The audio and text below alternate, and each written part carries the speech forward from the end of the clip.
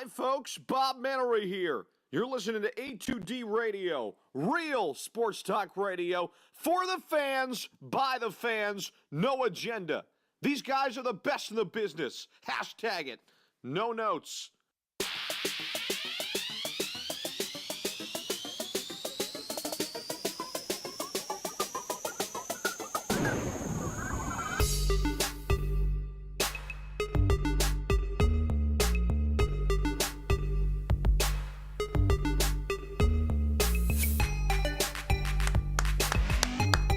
Super Bowl champions, baby. Finally happened. The Philadelphia Eagles are no longer the butt of the joke. So many nightmares of years past can be put to bed. I can't even forget this. I'm so excited right now. I can't remember what score it was. 41-33, yes. 41-33. Your Philadelphia Eagles, champions of the football world. Philadelphia Eagles fans stand a little bit taller than everybody else today. Food tastes better. Beer is colder. Coffee tastes better. Absolutely everything is good in the hood here in Philadelphia. Poll question tonight, has this sunk in yet that the Philadelphia Eagles are world champions? Not really, Ryan Brodo. No. Not really. And I can tell you, well, first off, the answer to that question for me is absolutely not. You know, first thing I said to you, Frank, when I came in here, I said, did that really happen last night?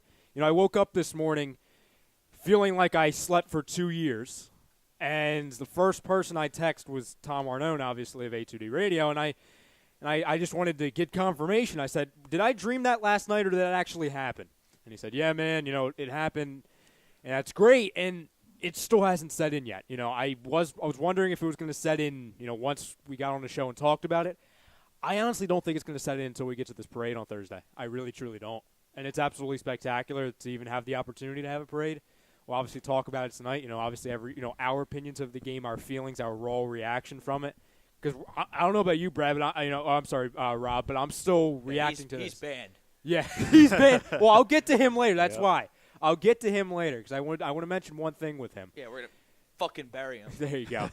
But in all honesty, you know, I'm still processing what happened last night. You know, obviously, people at home that are watching this, you know, we obviously want to hear your opinions of it, your feelings of it, because this is a first, you know, and there's the whole thing of, you know, acting like you've been there before, but we haven't been here before. This is kind of like, how did we get here? It's absolutely spectacular. So Richard Yo still in shock, but happy as hell. Michael Mataraki, not yet, but I'm sure it will. In the next couple of days, the replay is on NFL Network. I watched the replay this afternoon. I didn't quite make it to the office today. I don't think you're the only one. I do not think you're the only one. Yeah, green fever was, or the green flu, I think they called it on the green at least flu. my wall. There you that go. Was running rampant. I'm sure. I think I saw that on my wall as well. Yeah, I think Friday might be another green flu type of day. That's true. But you just go through the game. Doug Peterson outcoached Bill Belichick. Yeah. Outcoached Bill Belichick. Nick Foles outdueled Tom Brady. Neither defense really played good. They both kind of got shredded, but when push came to shove, the Eagles were the only defense that made a big play. The line kept Foles clean. How about that play? How about the play? The end of the first half, 38 seconds. They do an end-around touchdown pass to Nick Foles. Unbelievable play call. Doug Peterson gets asked about it in the post-game press conference. He goes, yeah, it's something we've been working on for weeks, so we're just waiting for the right time to pull it out. So naturally, 4th and 1 with 38 seconds to go in the first half of the Super Bowl is the time to, I don't know, maybe the most trickiest play in Super Bowl history. It's definitely the most dynamic, most fun. And the best part about it is the stupid Patriots tried to do the same play earlier in the game, and Tom Brady dropped the ball. So no one took into effect on the Super Bowl roundtable show yesterday, agree to disagree. Yeah. No one took into account that Nick Foles had better hands than Tom Brady. No. Nobody expected Which he does. Oh, yeah. I mean, it's proven now. You know what I mean? It could be age. It could be just, fresher hands. But, as far as the receiving, and passing, Nick Foles won both of them, which if you would have told me, Frank, you know this, obviously. Yep. We always talk about, going ahead in the time machine and, finding out what happens and coming back. If you would have told me at the beginning of the season that, Nick Foles would have outdueled Tom Brady both receiving and passing, hell, I would have been like, okay, I'll have some of what you're having, and we'll move on. But this is, the entire thing, man. And people were saying online like, oh, it would have been great if we would have blown them out, and it would have been a lot calmer. Obviously, going comparing this past game last night to the Vikings game, and yeah, like as a fan.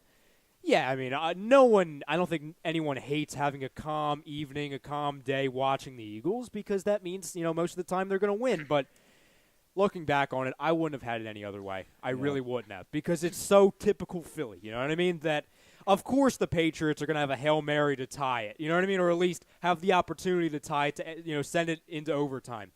Of course, there's going to be some adversity where the Eagles get off to an early lead and then the Patriots do what they do and come back. There's going to be points in that game. Like for me, there was about a 5-minute window where I thought, "Oh God, we're going to lose this game." Like it's typical, and I wouldn't have it any other way. Like from 8 minutes to go in the fourth quarter till when the buzzer, when I was having panic attacks every 5 seconds. Oh, you're not the only one. Oh, yeah. I think the entire city of Philadelphia was a mess. How about 4th and 1? 5 minutes and 52 seconds left. The play is etched in my brain. It's 4th and 1. They're down 33-32. They do a play fake. Nick Foles throws it off his back foot to Zach Ertz, and he just barely gets the first down. That was the play of the game. Yeah. It was the play of the game. Like I like we talked about, the pass to Foles. Like, yeah, I mean that's going to be remembered for years and years and years. But the true play of that game was that 4th down conversion at the end of that game. To Zach Ertz. And here we go, Alfredo Santos Hernandez. I'm assuming he's a Patriots fan. We got cheated. How in the fuck did the New England Patriots get cheated last night? Listen, and lay it out. Listen, we talked about this before the show. We were being like, oh, are there going to be any other I'm not calling this, what's his name, Alfredo? Yeah. Is that his name? I'm not calling Alfredo a troll by any means because he's just sharing his opinion, and I appreciate him commenting. No, he's a but troll. But do you today. know? Any other day, I would respect his opinion. Yes. I don't respect his Well, opinion. just say you got cheated. It's a Why? clown post. Because the NFL doesn't know what a catch is. Oh, it's because everything didn't go your way the way it did when you guys played the Steelers early in the season. Is that what you're talking about, Alfredo? Because you didn't lose that game. You got beat. That game got taken from you by a backup quarterback and a second-year coach. Backup team. Remember how your Pretty coach, much. Bill, was asked earlier this week, and they said, what's the difference this year, as opposed to other Super Bowls? And you know what your coach said? The only difference is that it's in Minnesota. Well, guess what? No, the difference is Alfredo. It's not the difference that you got cheated out of a win. It's not the difference that you lost the game. It's the difference that you got beat by a backup quarterback, and your guy, the GOAT, got skinned by a guy that was a backup quarterback. That's the difference, Alfredo. You didn't get cheated. Your quarterback got strip-sacked by Brandon Graham at the end of the game, and your entire fan base got finished by saying, WTF, what the hell just happened? They didn't know. They don't know what it did. I mean, they don't know.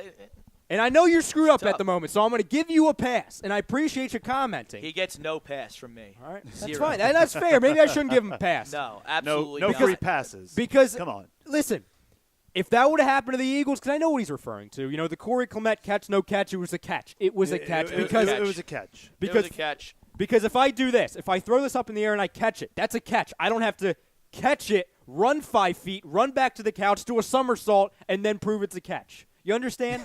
That's a catch. I think everybody in the football, anyone who's casual fan, whether you do a show like us or really into it, that Jesse James play in what was it, week 15? Yeah. That was a catch too. That was a catch. That's a catch. And then Alfredo, I guess it's the ref's fault and the Eagles' fault that your best defensive cornerback played 0 snaps the whole game. Way to send a point, Bill. Way to send a point. You got Alshon Jeffrey out there who's, I don't know, top 10, top 15 receiver, getting guarded by Eric Rowe because whatever happened, he was sick. He had a bad week of practice. What's Malcolm Butler, a top 5 corner in the entire league? He's one of their best defensive players. Absolutely. He is their best defensive player. Played 0 snaps.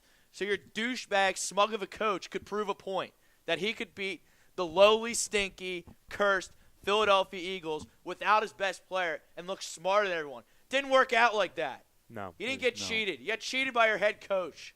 Being a stubborn troll. So Chris chimes in. He says, "Where's the crumb still at the Pro Bowl in Hawaii?" And I wasn't going to do this, and I thanks for reminding me, Chris. So, obviously, for those that don't usually know, I'm not usually sitting in this chair. It's He's usually not. Brad Ryer, co-host with Rob Brinkman.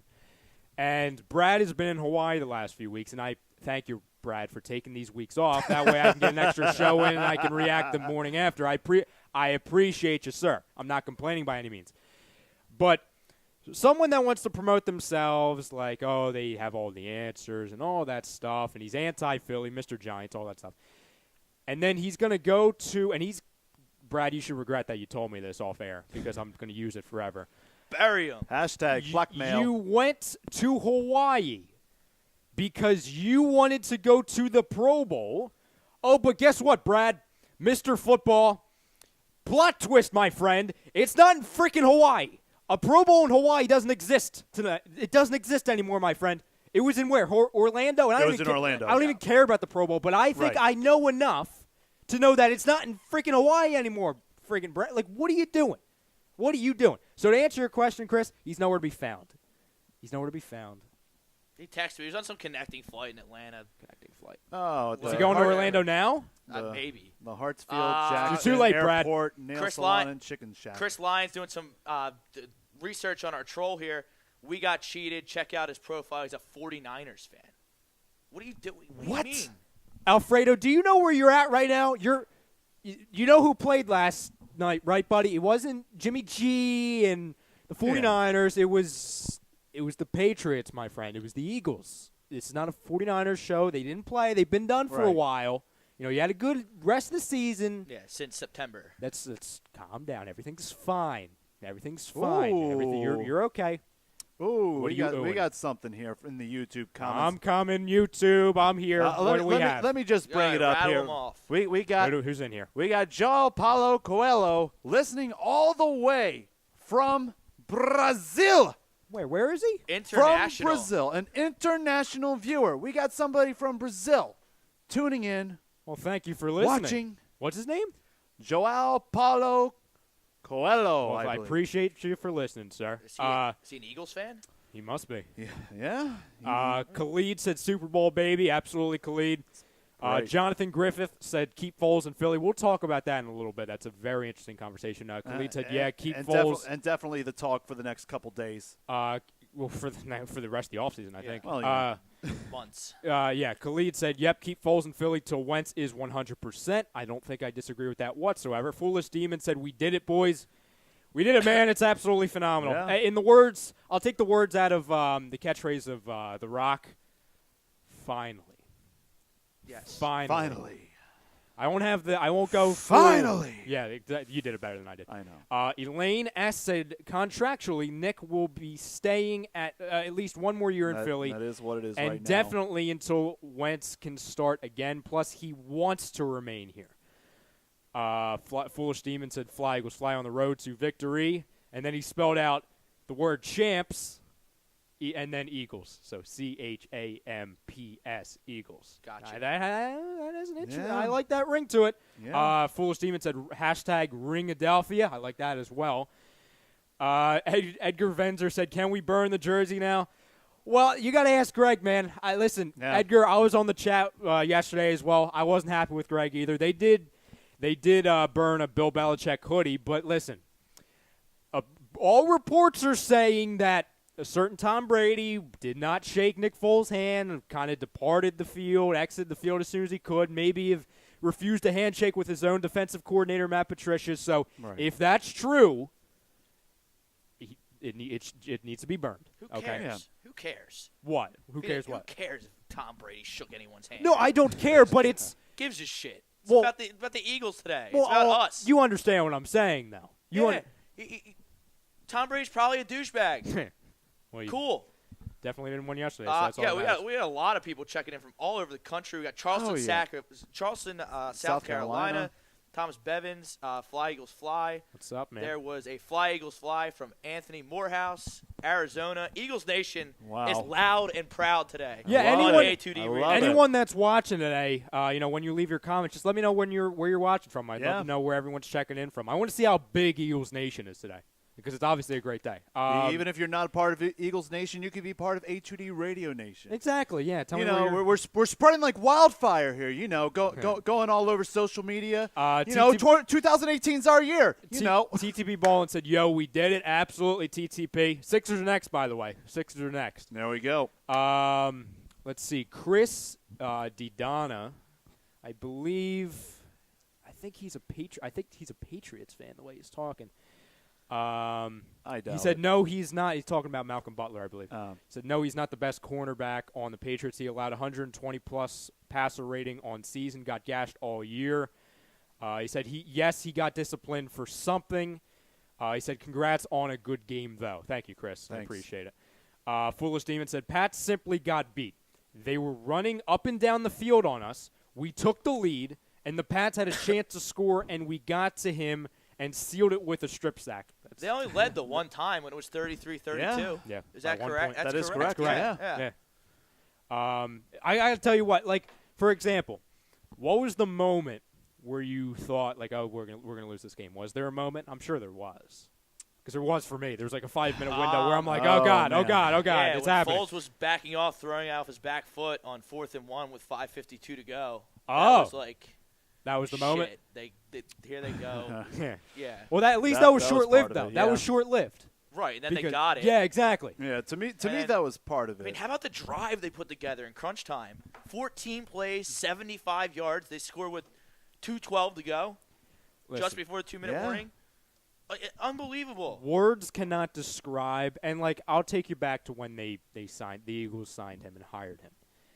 You know, I know there was a lot of panic around the city, a lot of confusion when Doug Peterson was hired because, you know, no matter what we know now, looking back on it, it could be taken as a head scratcher. You know, no head coaching experience, you know, obviously coming off of that disastrous ending of that Chiefs game, the clock management, everything in which he had a part in that game.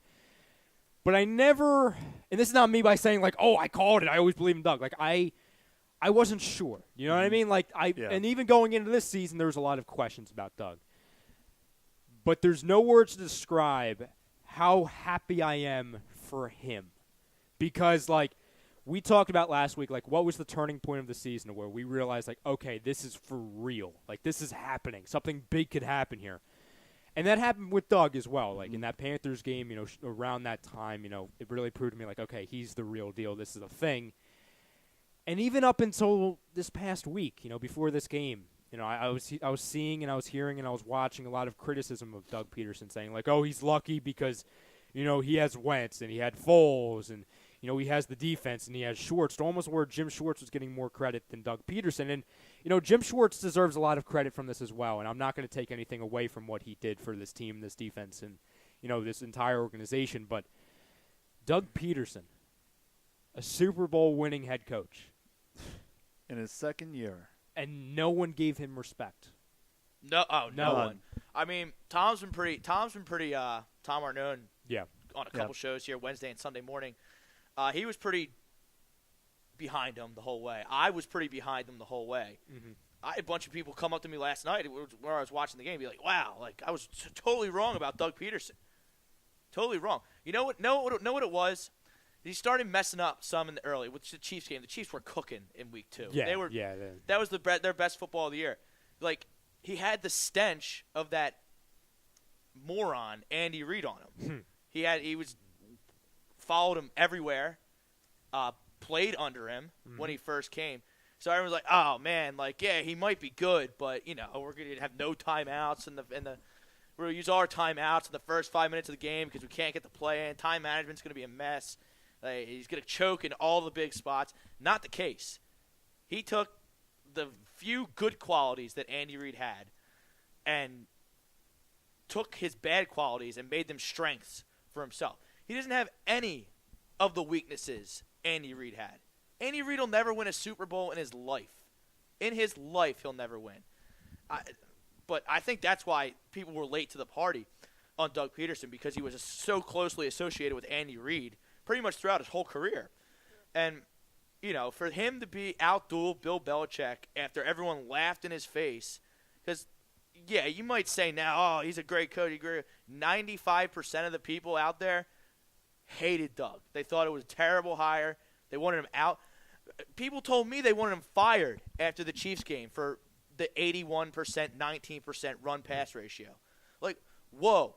Like, fire a new head coach 2 games into the season. I mean, you had the year, but you make a coaching change in September. So congratulations, Doug Peterson.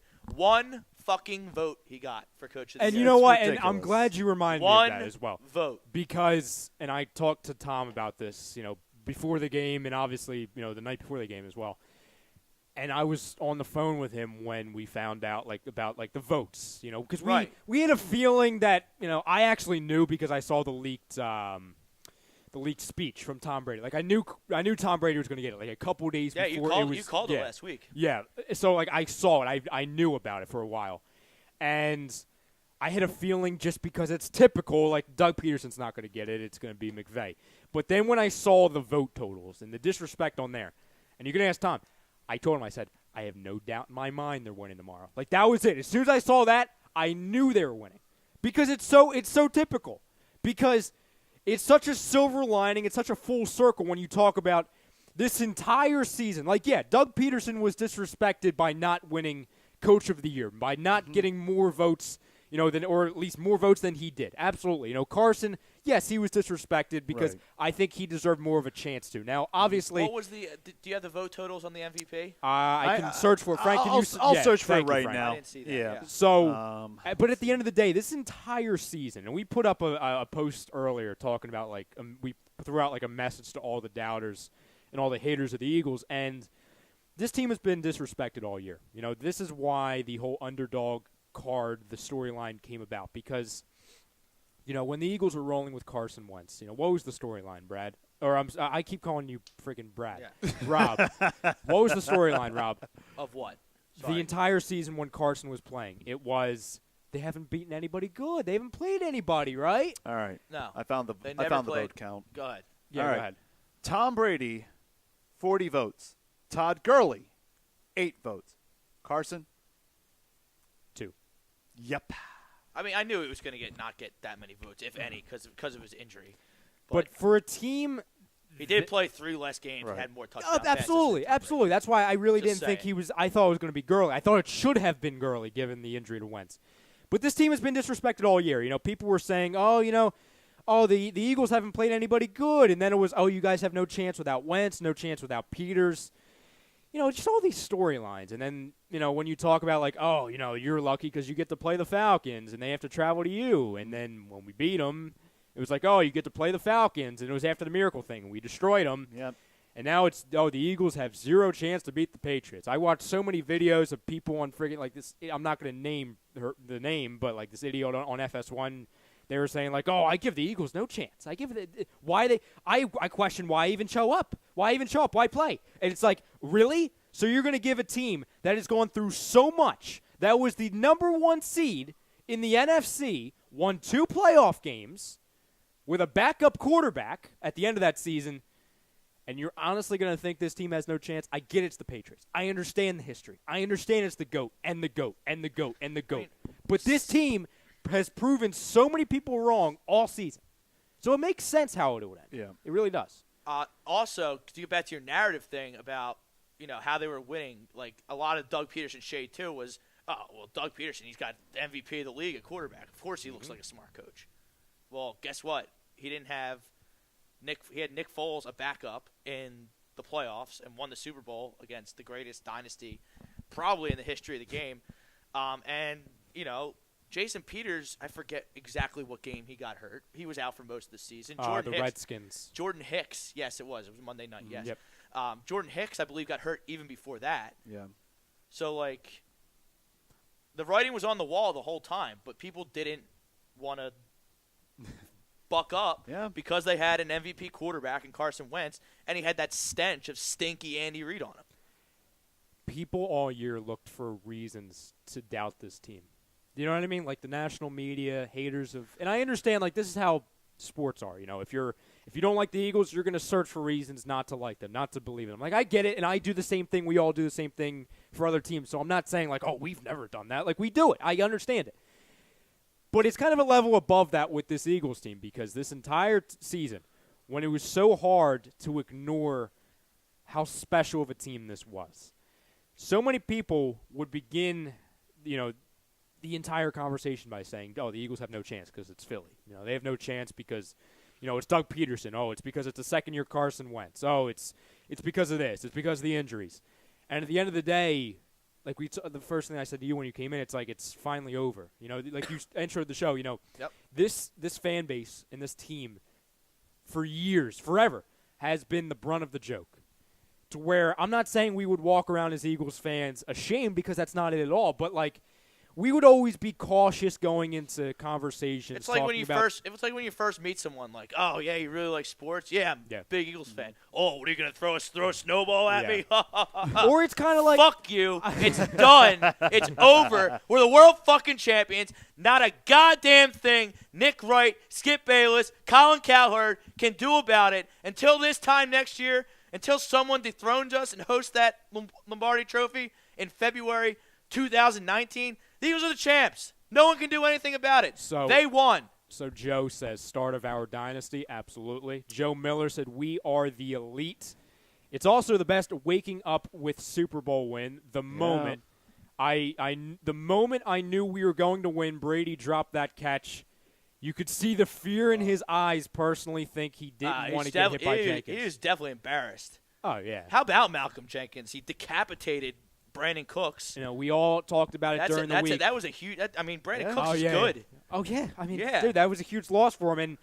And I honestly hope, and I said it. I texted you, Frank. Yeah. I said, in all honesty, I hope he's okay. Like, listen, like it was good for the Eagles, but like I genuinely hope he's okay. Like it was scary, and he was out with a concussion like immediately, so there's no chance.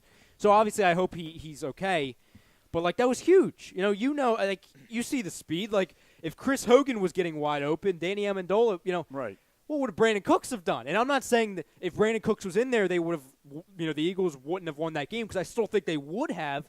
But it's just kind of like, that's a guy.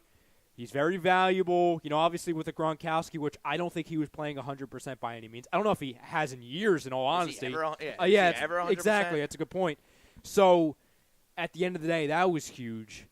But it's just like, dude, like, when you want to go back to, like, that missed field goal, that disastrous missed field goal by the Patriots, to where they screwed up the snap and they hit the pole. Yes, it was like that. Like, that doesn't happen to the Patriots. That doesn't happen to the Patriots ever. You're absolutely right. Or, like, when Brandon Cooks was playing, and they went for it on third. It was 3rd and 2, and they threw they went with a run, and Brandon Cooks went to lunge over. I think it was Jenkins. Was it Jenkins? It was McLeod. Oh, it was McLeod, and McLeod caught him and almost power bombed him. Kevin Nash power bombed him through the turf. Yeah, it was great. That doesn't happen. Like when someone normal Patriots games, he's going to lunge over him and he's going to get into the end zone, or at least get the first down.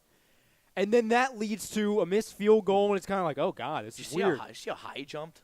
Oh my god! I didn't know that was like possible. That was like WWE caliber.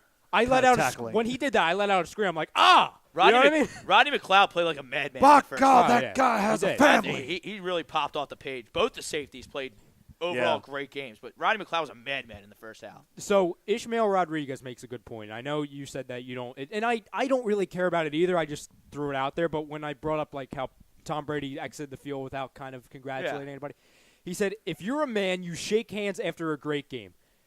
Don't walk away like a little kid. No class, Brady. And that's, like, honestly, like, Bill Belichick hugged Doug Peterson. Do we know officially that he didn't shake anyone's hand? No. Is there a camera on him the whole time? No, that's why I said by all reports. Like, I wasn't there. But when there's numerous – I've heard this from, 17 different things. I find it hard to believe he didn't at least, give Nick Foles a tap on the shoulder. Listen, good job. If someone in the chat wants to confirm that or say that's not true, please by all means. But I saw 17, and I know it goes back to like, if you see it on the internet, it must be true. But I've seen numerous reports about it. They were talking about it on on TV this morning. Shannon Sharp ripped Brady earlier about it. So. By all counts, yes, it did. But to your point, it doesn't matter because the Eagles won, and if that's how they're gonna act after a loss, by all means, do. Like that's fine. If that's how you're gonna deal with it, that's great. Let's see.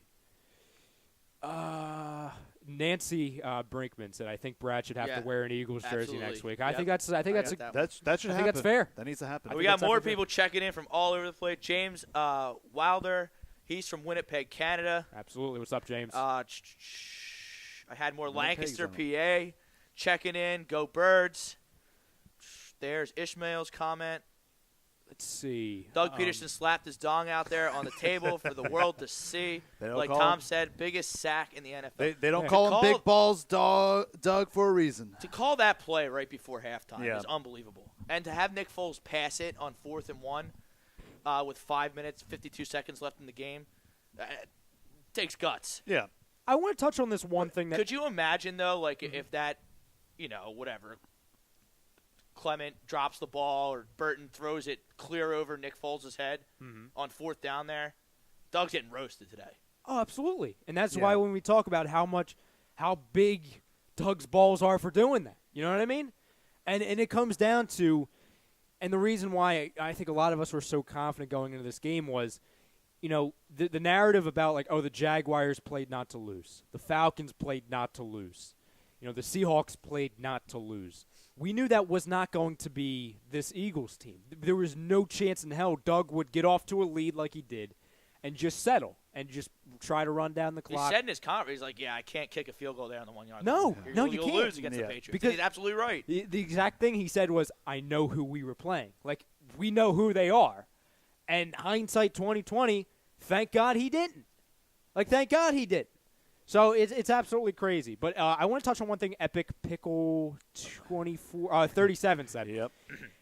And I don't know if I understand what Epic Pickle was saying, but I don't necessarily agree with it. It says, imagine how much of a blowout it would have been if Wentz was healthy. And my response to that, Epic Pickle, is Nick Foles played like a starting quarterback. How many more yards do you think that were out there? I mean, he threw for 3 touchdowns and had a receiving touchdown. So if you want to equate that with Nick Foles to 3, passing touchdowns and a rushing touchdown for Wentz, he plays like a starting quarterback, just like he did with the Vikings. Nick Foles is a starting quarterback. I was going to ask you about Nick that. Nick Foles is a starting quarterback. So let's. I want to ask you. We'll talk about that now. I'll ask the people at home as well. Do you think Nick Foles is a starting quarterback, or is he a backup quarterback? You think he's a starting quarterback? I mean, if you can look at me with a straight face and tell me Nick Foles is not one of the 32 best quarterbacks in the world right now, I think you'd be out of your mind.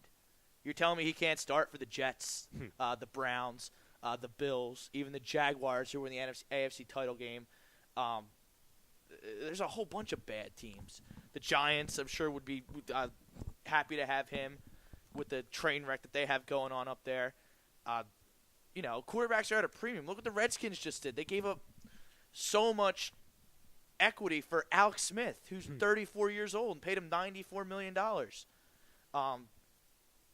The Bears, you don't think Nick Foles trumps Mitchell Trubisky? What about the Broncos? The Broncos would be in the Super Bowls themselves if they had a quarterback like Nick Foles that didn't screw up the game every game for him. So for anybody to tell me that Nick Foles is not one of the 32 best quarterbacks on planet Earth right now, I think that's just would be a foolish statement.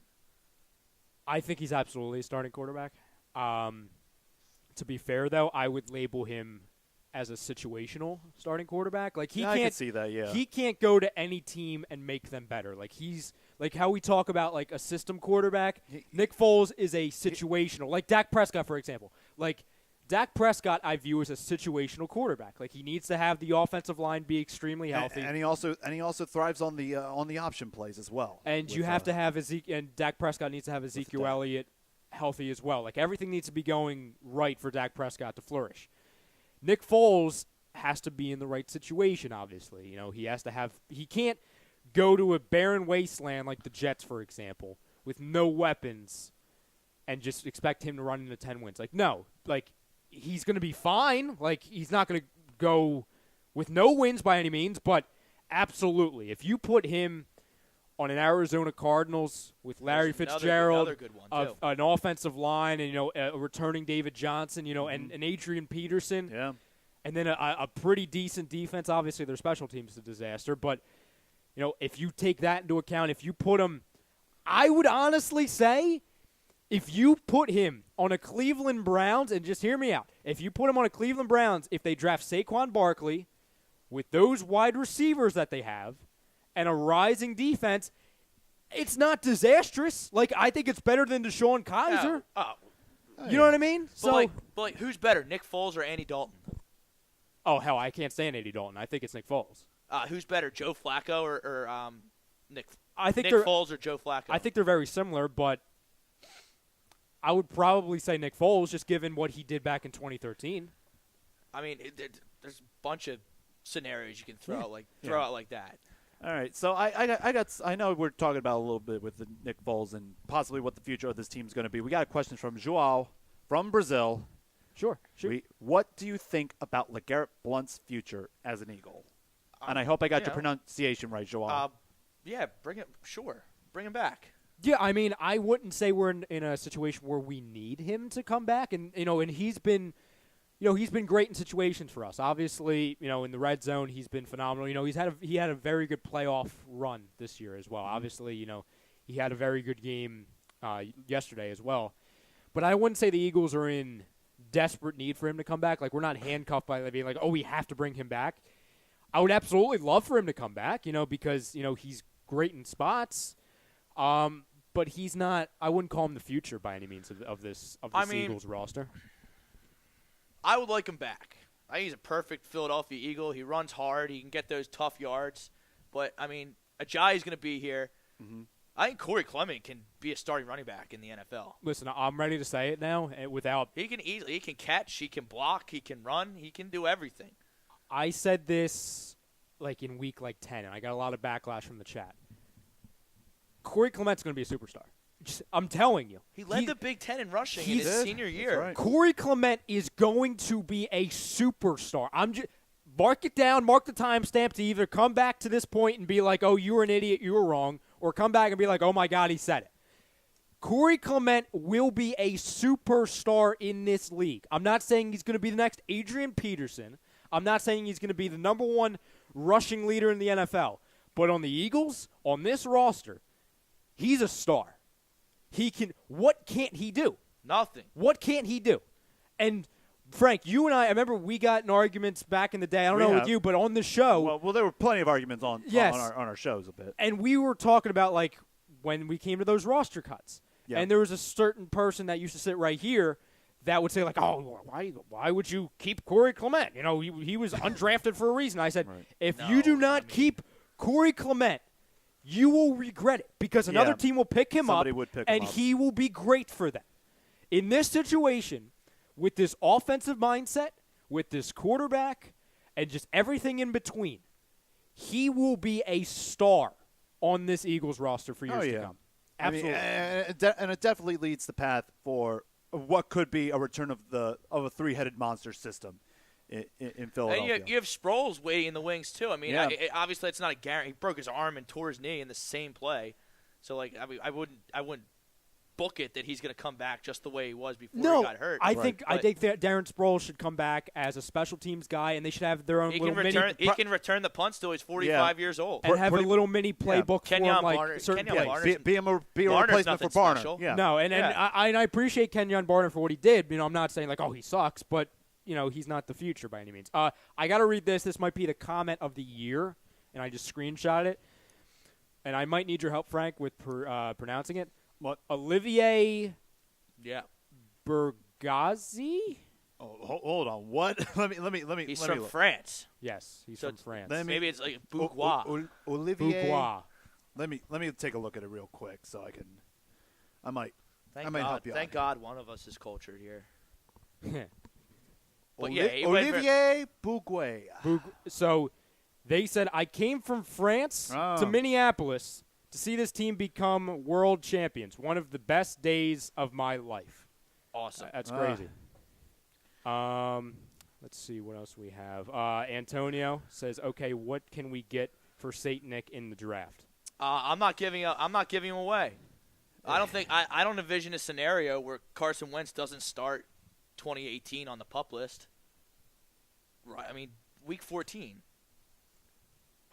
Week 14, so he's going to be ready for week 1. I don't see that happening. You don't need him to be ready for week 1. You don't have to rush Carson Wentz back at all. You have Nick Foles.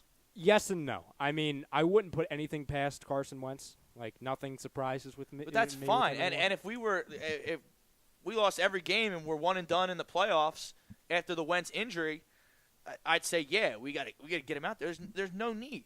There's no need to rush that man back. No. I know I'm saying rush him back by any means, but my point is, if he's ready to go, he's ready to go, and he should 100% Yes. be in there. But, if he's like, hey, I worked out these 2 days at practice and it's a little sore. Nope. Go take a break. Put Foles in. It's fine. Chris Dodonna said, "Don't give Foles away." For me, we had conversation about this earlier in the season, or when he started playing, and I said, you don't look to trade him, no matter what. If he's great, if he was phenomenal, you don't look to trade him. You don't go out calling teams like, oh yeah, hey, Nick Foles, have you heard of him? Here he is. If a team would have to blow me away. Absolutely blow me away for me to listen. But then that brings up the argument. If someone's just going to give me a 1 and a 3 for him or something crazy like that, yeah, see you later, Nick. Yeah. So, and listen, we know the quarterback draft the position. new Nick Foles in the 3rd round. Yes. That's what he was, right? Third round, fourth round back? I believe it was a third round, excuse me. And yeah. I'm not those suggesting mid-round this, people at home. They do like Sudfeld.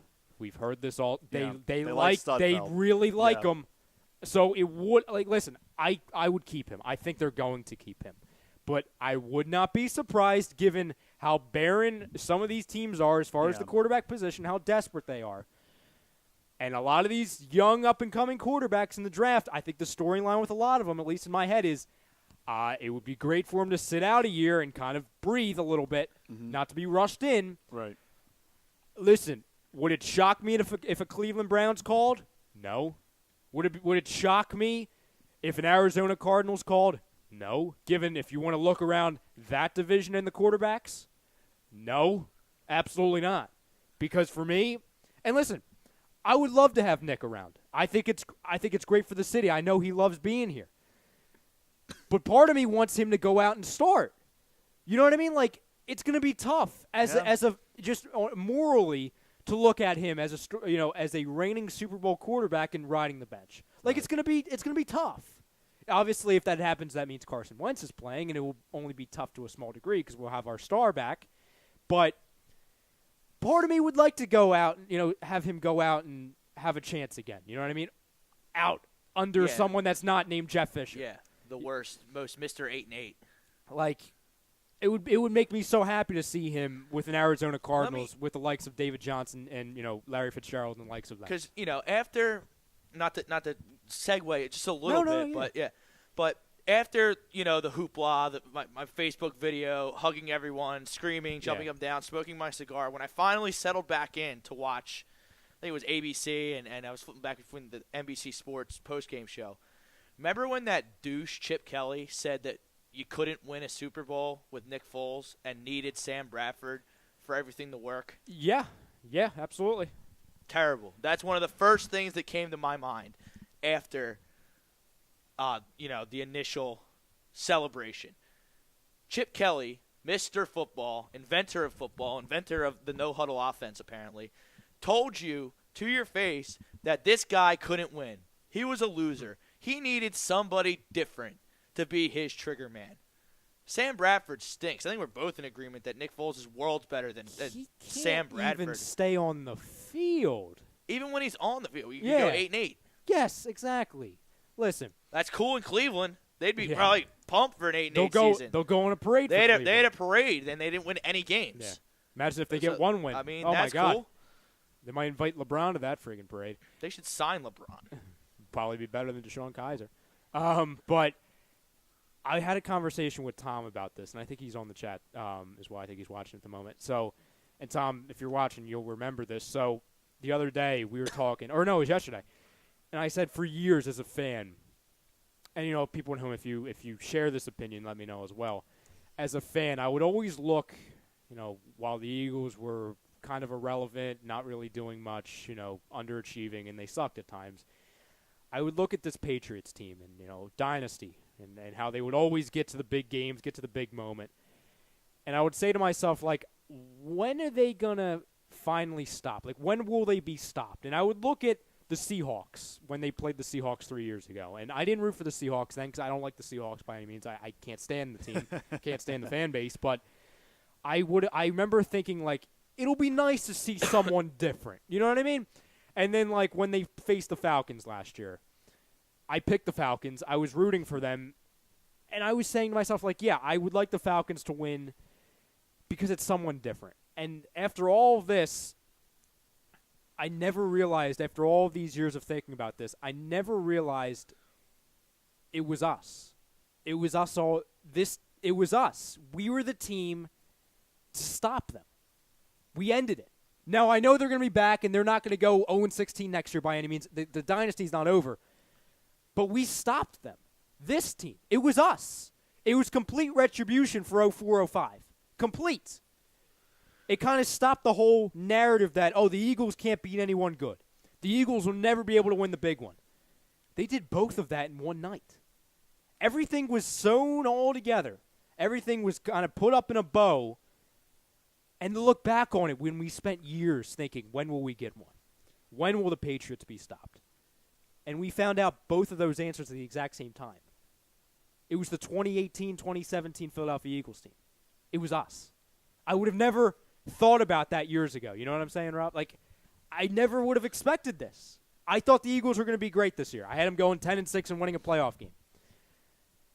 But if you would have told me we would have ended the drought, ended the legacy, and we would have stopped the New England Patriots with a backup quarterback. This wasn't the year that this was supposed to happen. This was supposed to be like a step in the right direction type of year, with Super Bowls to come as Wentz develops and Doug Peterson figured out, what was going on. But we talked about it last week. Okay, like it was supposed to be that, yeah, but you're there. Mm-hmm. If you're gonna go, you might as well win. Mm-hmm. So we have a lot of comments over here. So let's see. They're talking about keeping Foles, obviously the health of Carson Wentz. Frank, someone asked which week did Wentz get hurt? It was obviously against the Rams. It was the Rams game, I believe. That 11. Is week 14. 14. Yeah. 14. I was off. So we said Ed Foolish Demon said December to August is 9 months, enough time to be ready by week 1. And hey, hopefully, one can only hope. Right. Obviously, by our reports, I read a report yesterday by saying that he's ready to move into his next stage. Yeah, he's already off of the pimp cane. You know what I mean? Like he's walking around under his own power. Yeah. It's absolutely great. That's fantastic. The Eagles are a better football team with Carson Wentz. Nick 100%. Foles is not right. Carson. We're not saying that, but I'm saying that you have a safety. You have an insurance policy with Foles. 100%. You don't have to risk his long-term health. Just so he's out there week 1. You can have a news story because you have a chance to win with Nick Foles in there in 2018. Whether it's the first 3 games, the first 2 games, maybe you play 1 game. Who knows? But it's just a wave of emotion. So our Brazilian friend, Yes, Joao said, and Sudfeld looks to have a style more similar to Wentz than Foles. So with a reasonable value, could be interesting to trade for a second round, thinking in cap and the trust they have in Sudfeld. Listen, man, the options are wide open for Nick Foles, the Philadelphia Eagles, anyone that wants to come and get him. But the Eagles, and I'm sure they don't really need to send an obvious message to teams, but it's like, dude, if you want to take this guy away from us, we're not looking to trade him. Like, if you want to talk, if you want to sit down, if you want to Skype call, if you want to do all this stuff, that's fine. We can talk.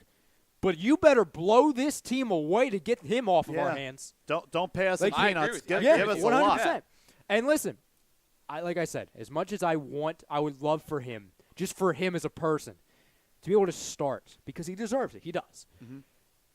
I don't want to see him go, because then we have questions about, oh, my God, what if Wentz gets hurt? Oh, my God, what happens? Who's the guy? It's a safe option. It's a happy feeling keeping him here. But this is going to be very interesting for the remainder of this offseason, because I don't know if that will be answered in the draft. I don't know if they'll be answered after that. You got to think the loser of the Kirk Cousins sweepstakes is going to check in on Foles, correct? 100%. Listen, if you don't think he's a starting quarterback, he's at least a perfect bridge quarterback. Mm-hmm. He's exactly what the Bears tried to get out of Mike Glennon. He's exactly what a lot of teams have tried to do, a bridge to someone. You know what I mean? Nick Foles at least is a great bridge quarterback to where, say, for example, Arizona, gets Nick Foles and then they draft, let's say the kid from Oklahoma, obviously, Baker Mayfield. Tom's boy. Or if they love someone late in a round, or whatever. If they draft someone and they really like him, it's perfect. You have Nick Foles. It's kind of that security option, no rush option for this young guy to come in. And then you see what happens. Because especially in that division, that's why I keep bringing up the Cardinals. If I'm a Cardinals fan or if I'm a member of that organization, I'm looking around that division. I'm looking at the Seahawks with Russell Wilson. I'm looking at the Rams with Sean McVay and Jared Goff. I'm looking. That's a good one. And they got Jimmy G too. With friggin' Shanahan, with Kyle. And then you have, and I didn't even mention Pete Carroll. So you have Pete Carroll, Russell Wilson. You have Sean McVay, Jared Goff. You have Kyle Shanahan, Jimmy Garoppolo. And this year you had a coach that's now. Who'd they hire again? They hired that defensive guy. A defensive-minded coach. Yeah, I believe so. Wait, who's this? Arizona head coach. Arizona head coach. The Carolina defensive The one that they guy. hired. Oh. Search it real quick. Search it for it. I know what you're talking about, yeah. But either way, they were looking at a guy that's now retired. Or no, I'm sorry. Both of them were retired. They had Carson Palmer. Right. Both of them. Yeah. So now Steve what are they Wilkes, looking like? that's who it is. Thank you, Steve Steve Wilkes, Wilkes. So what are they going to go with? Who was the guy that they were running with? They got Drew Stanton. Drew Stanton. And oh God, who was the kid that used to be on Jacksonville? Gabbert. Blaine Gabbert. Blaine Gabbert. Thank you. Jeez. Yeah, I can't believe he's still in the league, Blaine Gabbert. So He that's dropped off the face of the earth. So Cardinals. That's what we're running with? Yeah. That's fine. That's if you want to be relevant for the next 20 years, that's fine. We'll see you in 20 years when you're finally a team again. Because you have no chance. You look at Denver and Arizona. Like if they add a quarterback to the mix, a competent quarterback, doesn't even have to be a superstar quarterback. Those are good teams.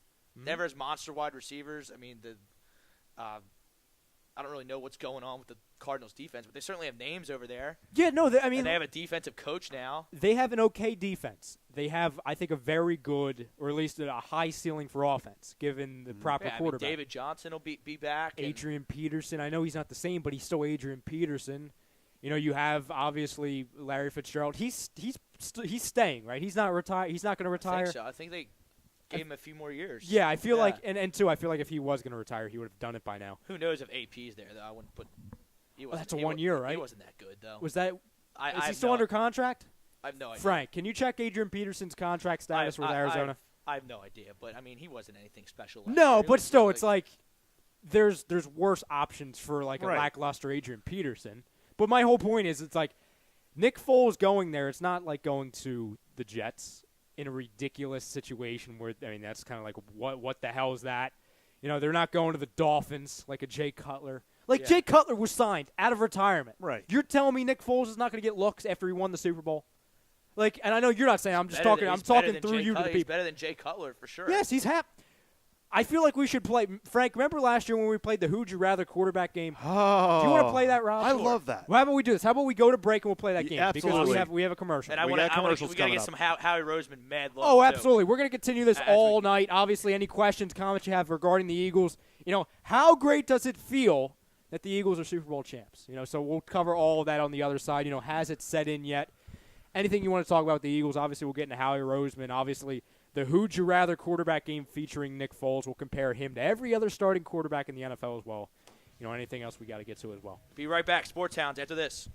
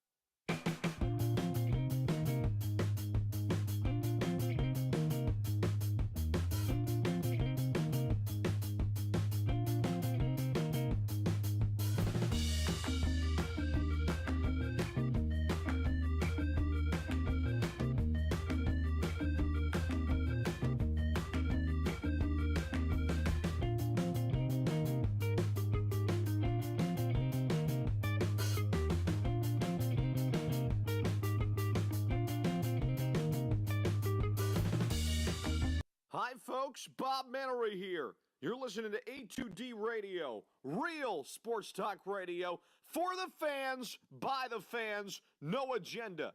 These guys are the best in the business. Hashtag it. No notes.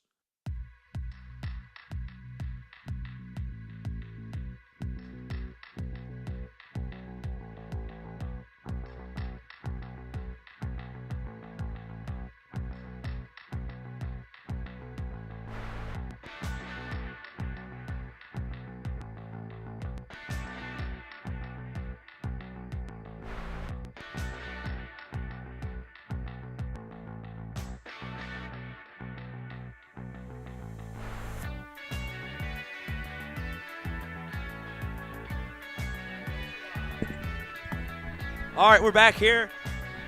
Studios of Atlantic City BMW. Ryan Brodo, Rob Brinkman, Sports Hounds, Eagles, Super Bowl champions. Has it sunk in yet, Scanzano? Poll question today. Big Greg, what up, gents? Hasn't fully sunk in yet, but a day at the office, reliving a lot of the game with coworkers is helping. Yeah, I'll have to do that tomorrow, Greg. I didn't make it to work today. I woke up and just it wasn't happening. I'm sure I'm not the only one out there that did that. It was not happening at all. What do you want to do first? You want to toast Howie Roseman, or you want to play the QB game with Foles? You can toast Howie Roseman, yeah. I mean, talk about a guy who gets exiled to the other side of the building by Chip Kelly, who clearly didn't know what he was doing. He goes into his office, he learns, he schemes, he finds Joe Douglas, and puts together one of the best top-to-bottom rosters that's won the Super Bowl in a while. To have all the injuries and just have guys step up, step right in. So Howie Roseman talk about being the butt of the joke. You know, he's a numbers guy. You know, he's kind of he's a smaller guy. He's not an athlete. He never played football. So Howie Roseman, great for you for persevering with all the negativity around you and your mannerisms. And he's kind of a dork. Howie Roseman's kind of a dork. He's kind of a nerd. He does contracts. He's good with numbers. Is there a better trader in the NFL than Howie Roseman? He's definitely up there. I mean, listen, to your point. Teams are going to be scared to trade with the Eagles because he rips everybody off. You got Jay Ajayi for a 4th-round pick. Ronald Darby for Jordan Matthews. Psh, what a deal that was. Signs Patrick Robinson, finds all these guys off the scrap heap, drafts Derek Barnett, fumble recovery, Johnny on the spot, and the biggest defensive play maybe in Eagles history. So Howie Roseman, he's put up with a lot. He gets his due. I'm just so proud of all of them. Proud of all of them. So my whole thing with with Howie Roseman has been, this entire season. I believe we talked about it last week, and I threw out the question who deserves the most credit for them being here at this point? And this is before they won the Super Bowl. And Doug Peterson's up there, obviously. Carson Wentz deserves a lot of credit. Jim Schwartz, this entire defense. Foles does as well for a little part of it as well. But I always said Howie Roseman deserves the most credit, given that he set this thing up. He stepped in after Chip Kelly was fired and he left in that whole era, finally exited the Eagles, and he almost went with a huge eraser and completely erased that from existence. Obviously, there's little remnants of the Chip Kelly era still around. I understand that, but he completely turned this team around. He put this team in a situation where it went from disastrous, like no directions.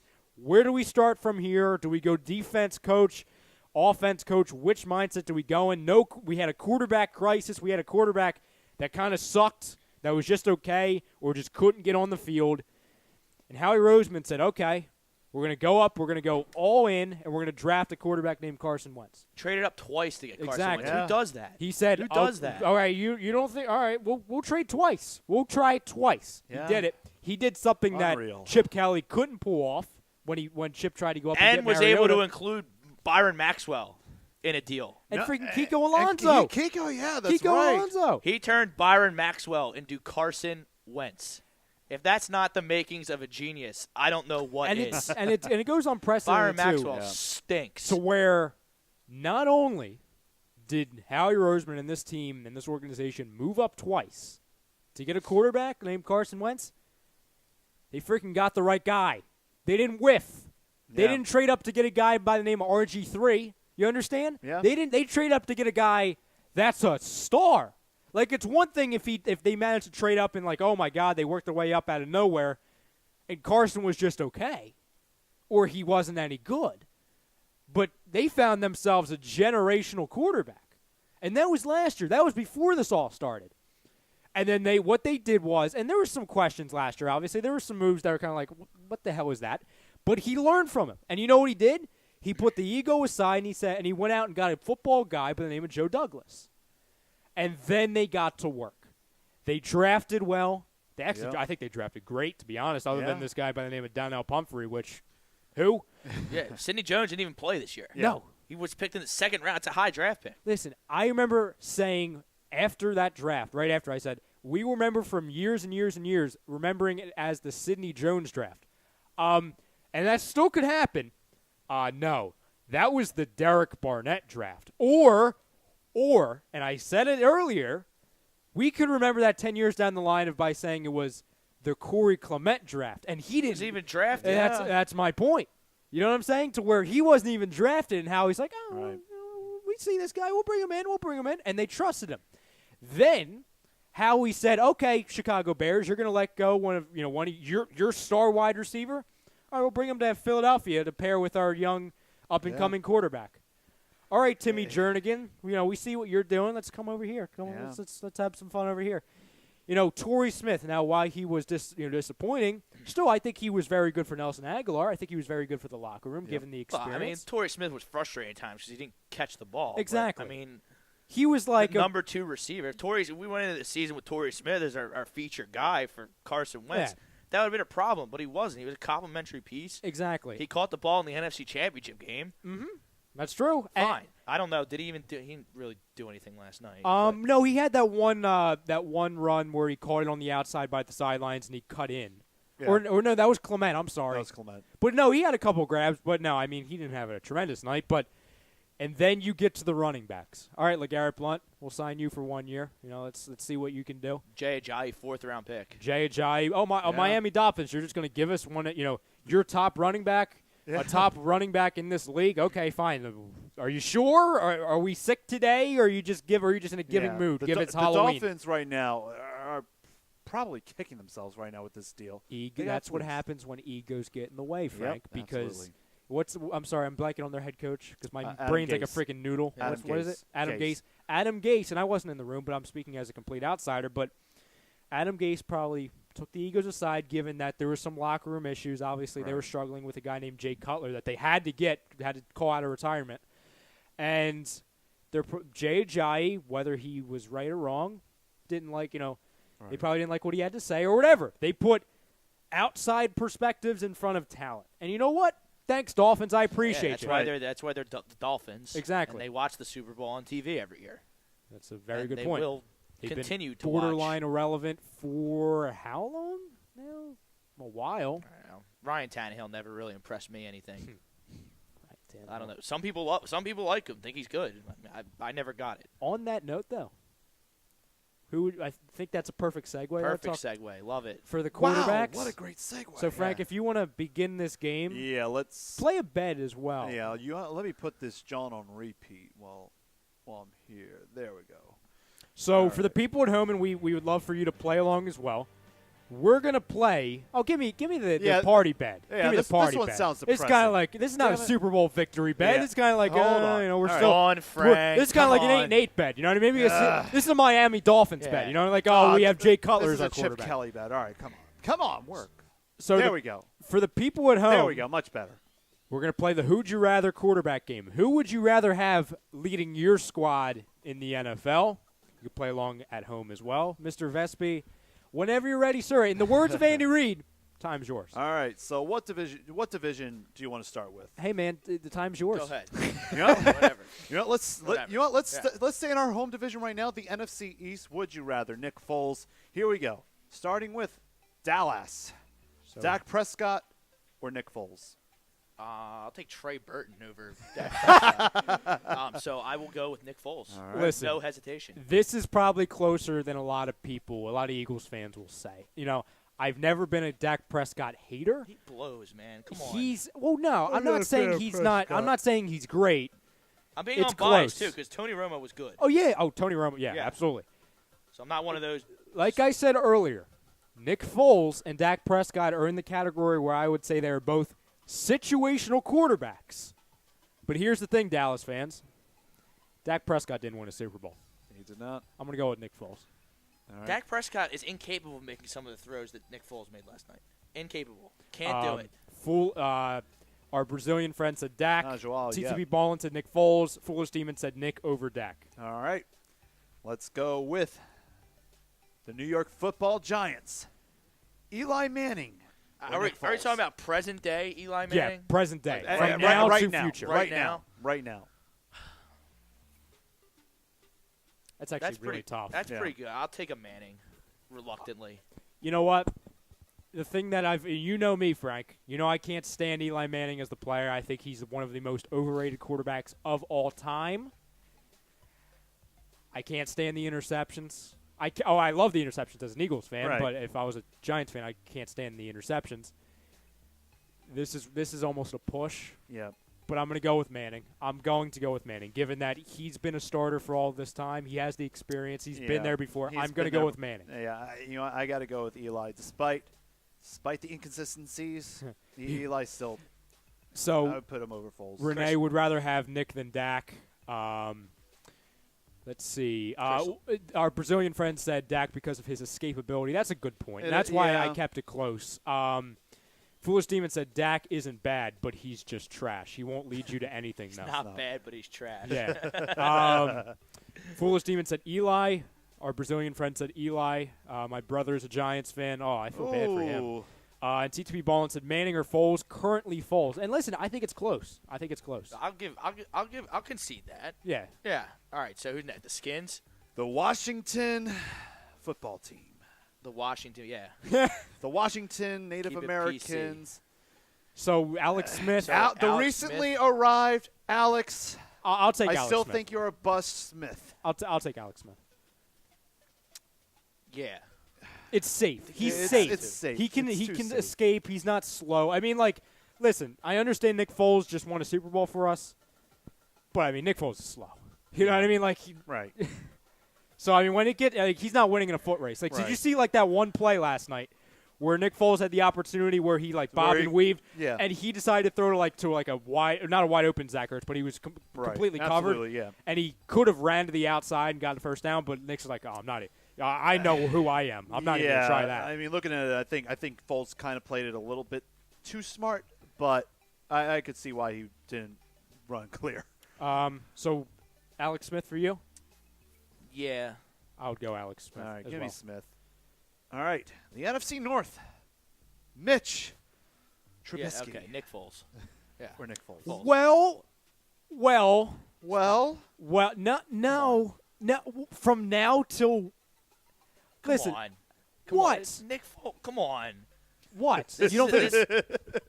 This is close? I you think kidding there's a me? conversation. No, I think there's there's a not. conversation. So you don't think if Mitch Trubisky comes into this situation or actually has someone to throw to with a decent head coach that actually gets it, not a defensive-minded coach, Right. that he's not better? You're talking about the Mitch Trubisky who had 3 good games at North Carolina and got picked second I in the don't draft? love Mitchell Trubisky, but my point is it's close. I'm still going Foles, though. By no means am I going to pick Mitchell Trubisky, but I don't think it should be a landslide. No, it's 100%. It's the biggest landslide yet. Okay. Well, yeah, but that's not saying much because the other players are obviously better than Mitchell Trubisky. All right. Vespi, Matt Stafford. Matt Stafford. Yeah, Stafford. Stafford. Just better arm talent. Yeah, he's good. He's done it in the clutch Yeah. before regular season wise. Yeah, he's just a better overall All right. talent. Probably another gimme one. Aaron Rodgers. Yeah, I mean Rodgers. I agree. Our Brazilian friend said, but Trubisky can be good. We don't know yet. He can be good. I mean, he can be good. I'm not going back to that, but He can be good. I'm I'll still say going that. Nick. I'm still going Nick. Go ahead. I don't know what's going on in the Vikings situation. So right now, Case Keenum. Nick or Foles. Nick Nick Foles. All right. We saw it. Yep. Well, let's go to Teddy Bridgewater. Teddy Bridgewater. Nick Foles. You take Teddy Bridgewater? No. No, I was bringing up the name Teddy. Oh, okay. Yeah, Nick Foles, Sam Bradford, Nick Foles. All right. So all three of them. I'd Foles. take Yeah, Nick Foles over all three of those. Easy. All right. Next, NFC South. Matty Ice. I'll take Matt Ryan. I mean, that's not. Yeah, he was debatable. the MVP. I don't think if Nick Foles ever played 16 games, he would win the NFL MVP. No. Ever. No. Like, no. No. So I got to go with Matt Ryan there. No, absolutely. All right. Cam Newton. I'll take Cam because Cam he's a has freak to. of nature. Yeah. He's a freak. All right. Let's go to New Orleans. Drew Brees. Drew Brees. He's an all-time great. I thought we were going to have Nick Foles and I thought I was going to have Nick Foles more, but we'll get to those Oh, we'll teams. get to it. Yeah. Wait until we get to the AFC. Yep. Here we Rob. go. I mean, this is the good. We got Tampa. I'll take Nick We get Foles. Tampa. We We got Jameis. We're going to eat a W. Winston. Nick Foles. Yeah, this is Nick Jameis Foles. Winston is I'm not calling him a We're bust. not going to but have a he's- division sweep. He He's a might clown. He might be a disaster. Okay, like this could be a disaster. He's in just Tampa. not. He's not a leader. He doesn't get it. He doesn't Yeah, get it. his He's brain not, is not good, Yeah. and I think he's a clown. I'll take Nick Foles. The stability. I mean, thing. when you're Right. eating eating W's, I mean it's. Eating W's and stealing crabs. I mean, Next one, Vespi. all right. The NFC West. Jimmy Garoppolo. It's Jimmy G. Rob. he hasn't done anything though. Rob. He hasn't done anything. It comes back. The glimpse, though. I mean, you can't punish him for not playing behind instead of Tom Brady. Every time he's been on the field, he's absolutely raked. I mean, Nick Foles hasn't. I'm taking Nick No. Foles. Nick Foles. Okay, I'm going to go with Jimmy Garoppolo. What? Because of 6 games. Okay, how many games did Nick Foles play this season? Nick Foles played a whole season and threw 27 touchdowns and 2 interceptions. What year was that? 13. What year is it now? 18. It's 5 years. Okay. So my point He is, did win the Super Bowl last night. I understand that, but you're penalizing Jimmy Garoppolo given the sample size, correct? That's the same thing with Nick Foles in this How's season. that unfair? It's not. I'm not saying it. I'm just completely. I'm Yeah, just trying to I'm get your taking- mindset. I'm I'm getting your mindset. It's I'm Jimmy taking Nick Garoppolo. I'm taking Nick Foles. I agree, TTB. Jimmy G will be a stud. Garoppolo. Yeah. The entire chat's Garoppolo. Everybody's going with Garoppolo. Call me when he actually is a stud. And I'm taking Jimmy G as well. So let me just ask you one question. So you don't think it's impressive for Jimmy G to just land in San Francisco and take a team that was disastrous to a team that people were calling the hottest team in the NFL? Yeah, but it's not a question if I thought that was impressive because obviously it is. Who do I want leading my team at quarterback? Jimmy Garoppolo or Nick Foles? I'm taking Nick Foles. Ask me in 4 weeks and maybe I'll come to my senses and pick the other side. I don't think so though. Okay. We'll agree to disagree. Ho-ho! Every Sunday night. Flagship. Well, it's also the name of the freaking Well, station. that's what it stands for. Well, yes, true. Well, we're just plugging the show. Foolish Demon's not happy with you, Rob. He's not happy with it. Why? Bite me. Care. Go ahead. Jared Goff. Jared Goff. Yeah. I was going to Yeah. say, Rob, No, if you think. Go ahead. Goff is all the makings to be a great player, and he has a coach that isn't Jeff Fisher. Yeah, I mean, he was picked number 1 How about overall. all 3 of those quarterbacks that were in L.A. under Jeff Fisher? Foles, I know. Keenum, and Goff. Yeah. What? They all made the playoffs. They all made the playoffs. 2 of them made the NFC Championship game, And one of them has a Super Bowl. and one has a Super Bowl. That's crazy. Jared Goff, I don't even know if there's an award for this, but he was like the most improved player in the NFL. Yeah. Probably one of the hands most down. improved players I've ever seen in my Yeah. life. It's absolutely Jared Goff. Next team, Russell Wilson. it's Russell Wilson. Yeah, Russ. Danger yeah. Russ Wilson. And then finally, whatever the hell. Can we just say Arizona and just the pick entire quarterback of Let's Arizona. put Kirk Cousins in this slot just for Foles? Okay. because he's not really on a team. But Right, I but think that's a good one. That's and all signs really are pointing. close. And all signs are probably pointing to Denver right now. Kirk Cousins or Nick Foles. See, the thing, and I like Kirk Cousins. I don't love him. I think he has I think he's borderline. I think he's a lock top 15 to be honest. But something needs to be said about his record on Monday Night Football. He's 0-6 in big game situations, regardless if it's on Monday night, Sunday afternoon, or on Thursdays. He does not come up big. It's like, I don't know if it's because he's trying to prove to other people that he's a star and he tries too hard. But this entire season, when people were talking about Carson Wentz being the deer in headlights, No, that's Kirk Cousins. He is the definition. Him and Eli are the definition of deer in headlights. So it's close. Yeah, I'll take Foles. I'll take Foles over Kirk Cousins. I'll go Cousins. All right, here we go. The good old AFC. All right, here we go. Nick Foles or the entire Cleveland Browns quarterbacks. Ladies and gentlemen, 1, 2, 3. Nick Foles. By the way, TTB Ballin', your comment just sent a shiver down my spine. I just read Nick Foles has a ring. Just me reading that was like, oh, God. Oh, my God. It's real. It's real. But, yeah, I'll take Foles over all of Cleveland. Thank you very much. All right. The Bungles. Yeah, I'll take Nick Foles. The rejected Andy. Ginger Jesus himself, Andy Dalton. Yeah. Or Nick Foles. Nick Foles. That's not hard. All right. Baltimore, Jersey Joe Flacco. Yeah, I don't think Joe Flacco's that good. I think he caught lightning in a bottle when he won his Super Bowl. Maybe that's what Nick Foles did as well. But I'll take Nick Foles over Joe Flacco for sure. All right, next one. Yeah, I'll take Foles. All right, Big Ben. I mean, Big Ben. Yeah, it's Big Ben. Yeah. Next. All right, AFC South, Deshaun Watson or Nick Foles. It's Deshaun Watson. Yeah, I mean, he's going to be a superstar. Yeah, I guess. Yeah, all right. Watson. And if you don't believe in him yet because of the pro, and the Texans, go back to his college thing. Indianapolis, Andrew Luck or Nick Foles. I mean, Luck's better, but what's going on with his shoulder? I guess he'll play. All signs point to he's going to be fine. He went to Europe for crying out loud to get recovered. Well, Finland. He went to Europe. Doesn't matter. Somewhere in Europe. I'm going to go Andrew Luck because he has his ceilings. Friggin' Yeah, I can't not go Luck. Foles. Foolish Demon put Foles over Flaccid. I think he's talking about Flacco. Yeah. Nice. I like that Foolish Demon. I like that one. Oh, boy. Go ahead. Next. Blake Bortles or Nick Foles. Yeah, Nick Foles. This is interesting. I'll go Foles. I'll take Foles. Bortles does have a bad. He played well. He's all right. Yeah. He's fine. Yeah. If I'm by all reports, Jacksonville's going to stick with Bortles. I wouldn't recommend that because do you see your defense? Do you see your running back? Hell, if you sign Foles, I think you're a couple wins better. Seriously. Yeah. Yeah. And that's not the same situation as they won 10, right? Yeah.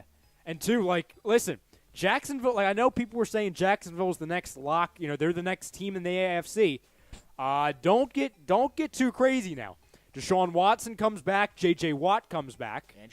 Andrew Luck comes back, and then Josh McDaniels is the head coach by all reports.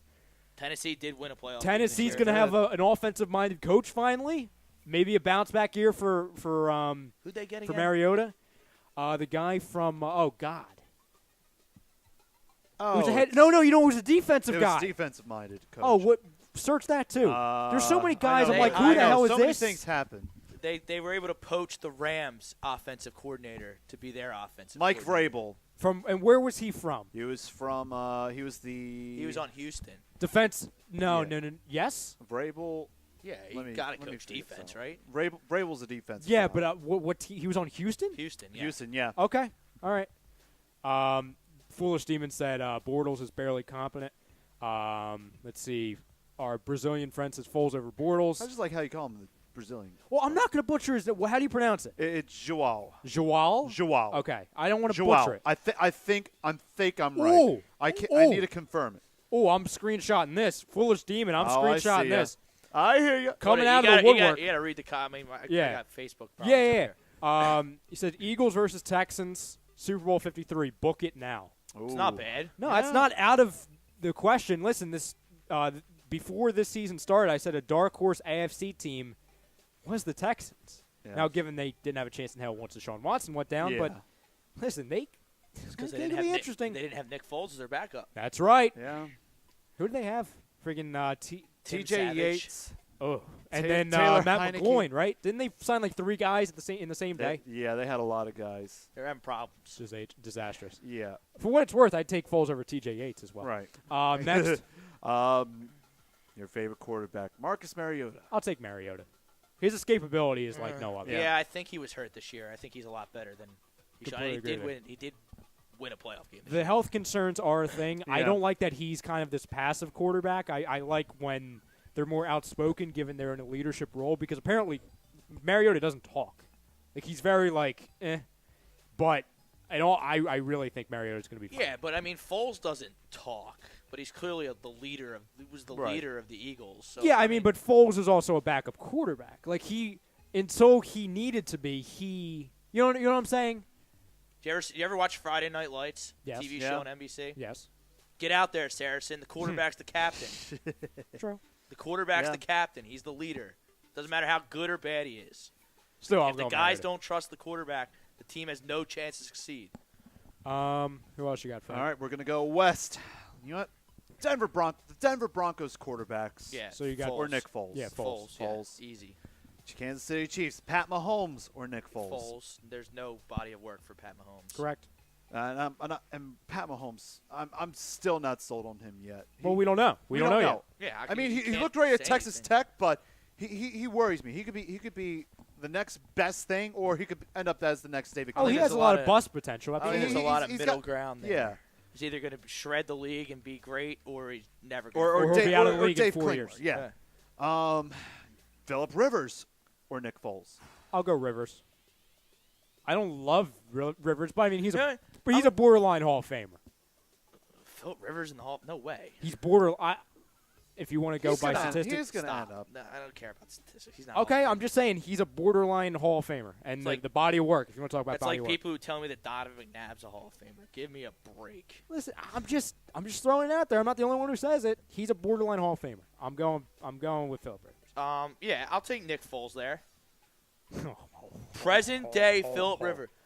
Present day Philip Rivers. Okay, that's okay. I mean, but Rivers. All right, we'll agree to disagree. If Manning's like borderline push, I mean, TTB Bone makes a good point. He says Foles because he's had a lot more success in the playoffs. Philip Rivers. He puts up gaudy numbers, but he also goes out there and throws 4 picks and screams at everyone and is a complete detriment to his team. Yeah. All right. What else you got, Frank? I'm gonna go hit this thing. Yeah, Well, there's absolutely. only a few left. I Yeah, think, right? we got a few left. Let's go with Derek Carr or Nick Foles. Derek Carr was disappointing. I do think Derek Carr. I'll go Derek Carr. All right. I do think he's good, and now he has Gruden there. Yeah. I think he'll have a much better season next year. I think Chucky could definitely help that offense a little bit. Maybe some more, but you know what? I'll take Carr right now over Nick Foles.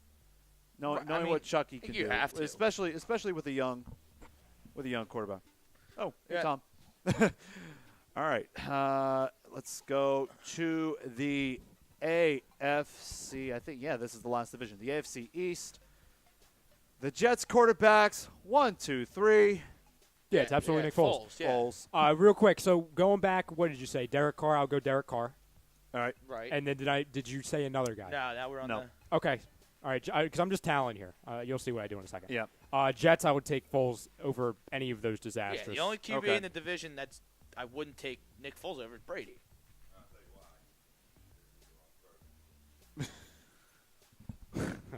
Oh boy. All right. Go ahead.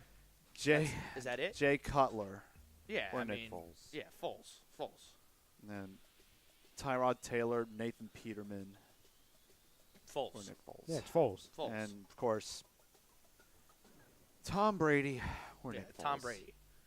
Yeah, it's Tom Brady. All right. So is that it? That's That's it. it. All right. All 30-something odd quarterbacks. So right now I have Nick Foles listed as the 21st best quarterback in the NFL. Is that outlandish? Is that crazy? That's saying I would rather have 20? There's 20 quarterbacks I'd rather have than Nick Foles. Is that It's fair. Is that crazy? I don't think fair. that's outlandish. No, it's fair. No, not at all. Yeah, 100% Yeah. fair. That's about right.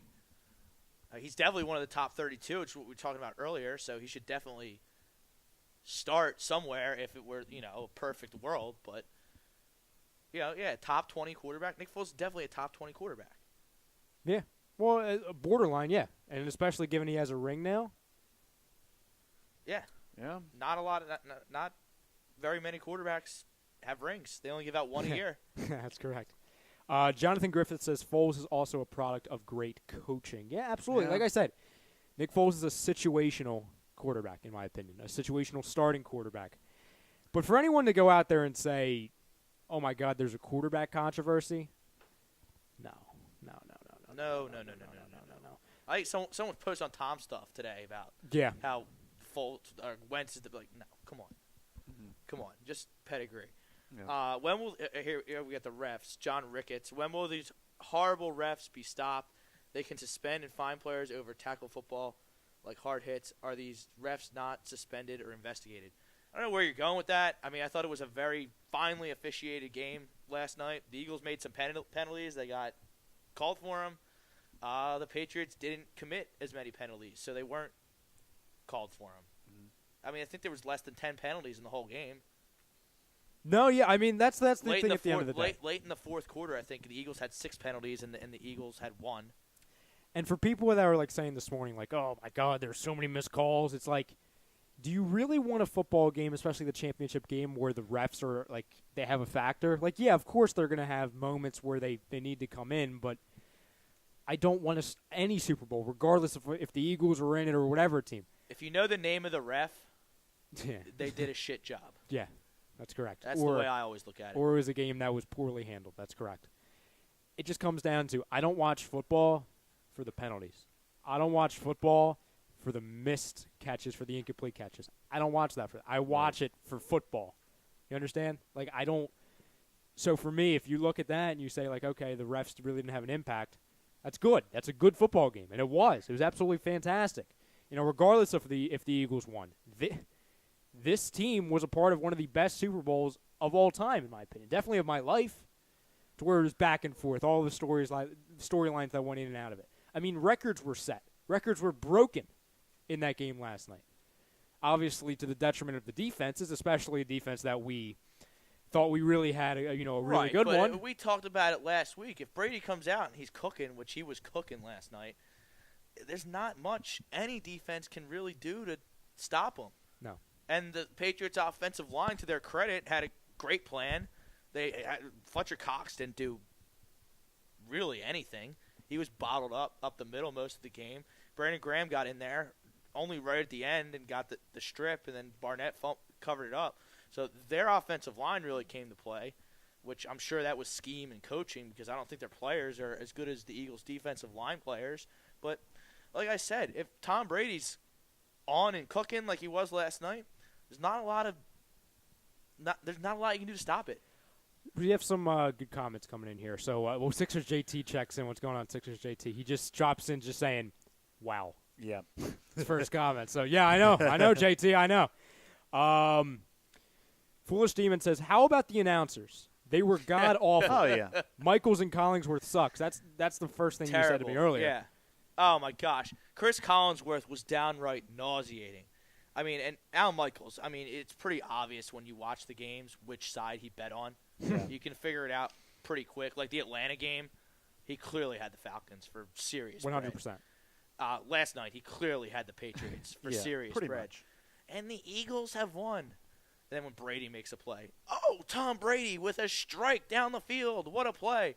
And then Collinsworth, it wasn't even making any sense. His analysis after there was 2 reviews based on catches. The Corey Clement one, which I thought was a catch, clearly a catch. Definitely a catch. If they don't overturn this, then I don't know what the rules are anymore. It's clearly not a catch. And then when he finally did, when they did confirm it, he's like, well, I'm speechless. It's like, well, actually, I wish you were speechless, Collinsworth, because it would be much better of a freaking broadcast. And no disrespect to you, because I mean, where were Aikman and Buck? Well, it's like, Jesus God, and it was that bad. I would have rather had Joe Buck call that game last night. That's how bad that announce team was. It was awful. It was so one-sidedly biased. Jonathan Griffith said he turns down the TV. And listen, I've thought about watching it on mute numerous amounts of times. I thought about putting on the Spanish broadcast as well. Yeah, it probably would have been more. I remember what game it was. It was Seahawks versus the Cardinals. Like it was a Thursday night game. Yeah. I remember turning on NFL Network, and I made a post about it. You remember? Yeah, I remember the post. Like, I thought I clicked the wrong thing, but it was like the entire country. It was the stream, like the feed was in Spanish. Yeah. So I put on Facebook, I'm like, does anyone else like have like a Spanish feed? I said, I'm not complaining because the broadcasting's absolutely electric. Like, it's phenomenal. Yeah. But like, I kind of wish the Spanish. I missed them last night. Like, Yeah. I kind of wish, like, oh, I would have liked to hear Right. them say, like, go, Go! La, la, la, la, la, la, la, You know what I mean? Nicky Foles! Like, you know what I mean? Like, Yeah. that would have been electric, and I might Yeah, try and that- find it on YouTube somewhere. You know, that's got to exist. Oh, we'll do our own Spanish language broadcast or something. Todd Womack, you're right. Saying that Collinsworth and Colin from the Herd, Yeah. they're buddies. Yeah. Yeah. I did not get a chance to listen to Merrill, JT. I was good because he does the Yeah, one thing I'll he- say, like they do like this Merrill cam that they Yeah. release like the Yeah. days after games. That's really good. I like that they I do that. actually saw something on YouTube after the game where they actually uploaded the final call from Merrill. I would imagine what the Merrill cam would have been like So when that was happening. pronounce his name for me again. All right. Jayo. All right. I'm all right. So I hope I'm getting it right. Oh, you don't even know. Joao, I believe. Joao. He says. I think I'm getting it right because the only Brazilian names I could get right are Pele and Xuxa. So apologize for my terrible Portuguese pronunciation. He says the Brazilian broadcasts are the best. I'm sure they are. Yeah. He said search for it. I will. As soon as I'm done. Everything in Brazil is amazing. Like you got to see all the kids shows. It's crazy. They got kid shows. the kid shows. Yeah. I mean, the kid shows. Why are you watching kid shows? No. in Brazil? There's just all right. Right. The only one I don't mentioned. I don't ask these questions. All right. I just kind of leave. All it right. alone, you know what I mean? There's a popular kid show in Brazil called Xuxa. She is drop dead gorgeous. Oh, you shouldn't ask this question. I know, and apparently they made fun of this on The Simpsons where they showed like these women wearing nothing, and they're just dancing around like, oh, this is the letter A or something. It's a kid show? Ticky, something like that. Yeah, You asked for this On one. a kid show? on a kid show. Yeah, Got Taz out on Yeah, kid shows in Brazil? yeah, it's Brazil. Living in They the love wrong- it. Living in the wrong country, then. I tell you that. So, oh, good pronunciation. Yay! Edgar Miguel Contreras. There we how go. do I you got guys- it right. How do you guys feel about the Alex Smith trade? Yeah, not to segue a little bit, but yeah, I don't think we have to worry about the There we go. Redskins.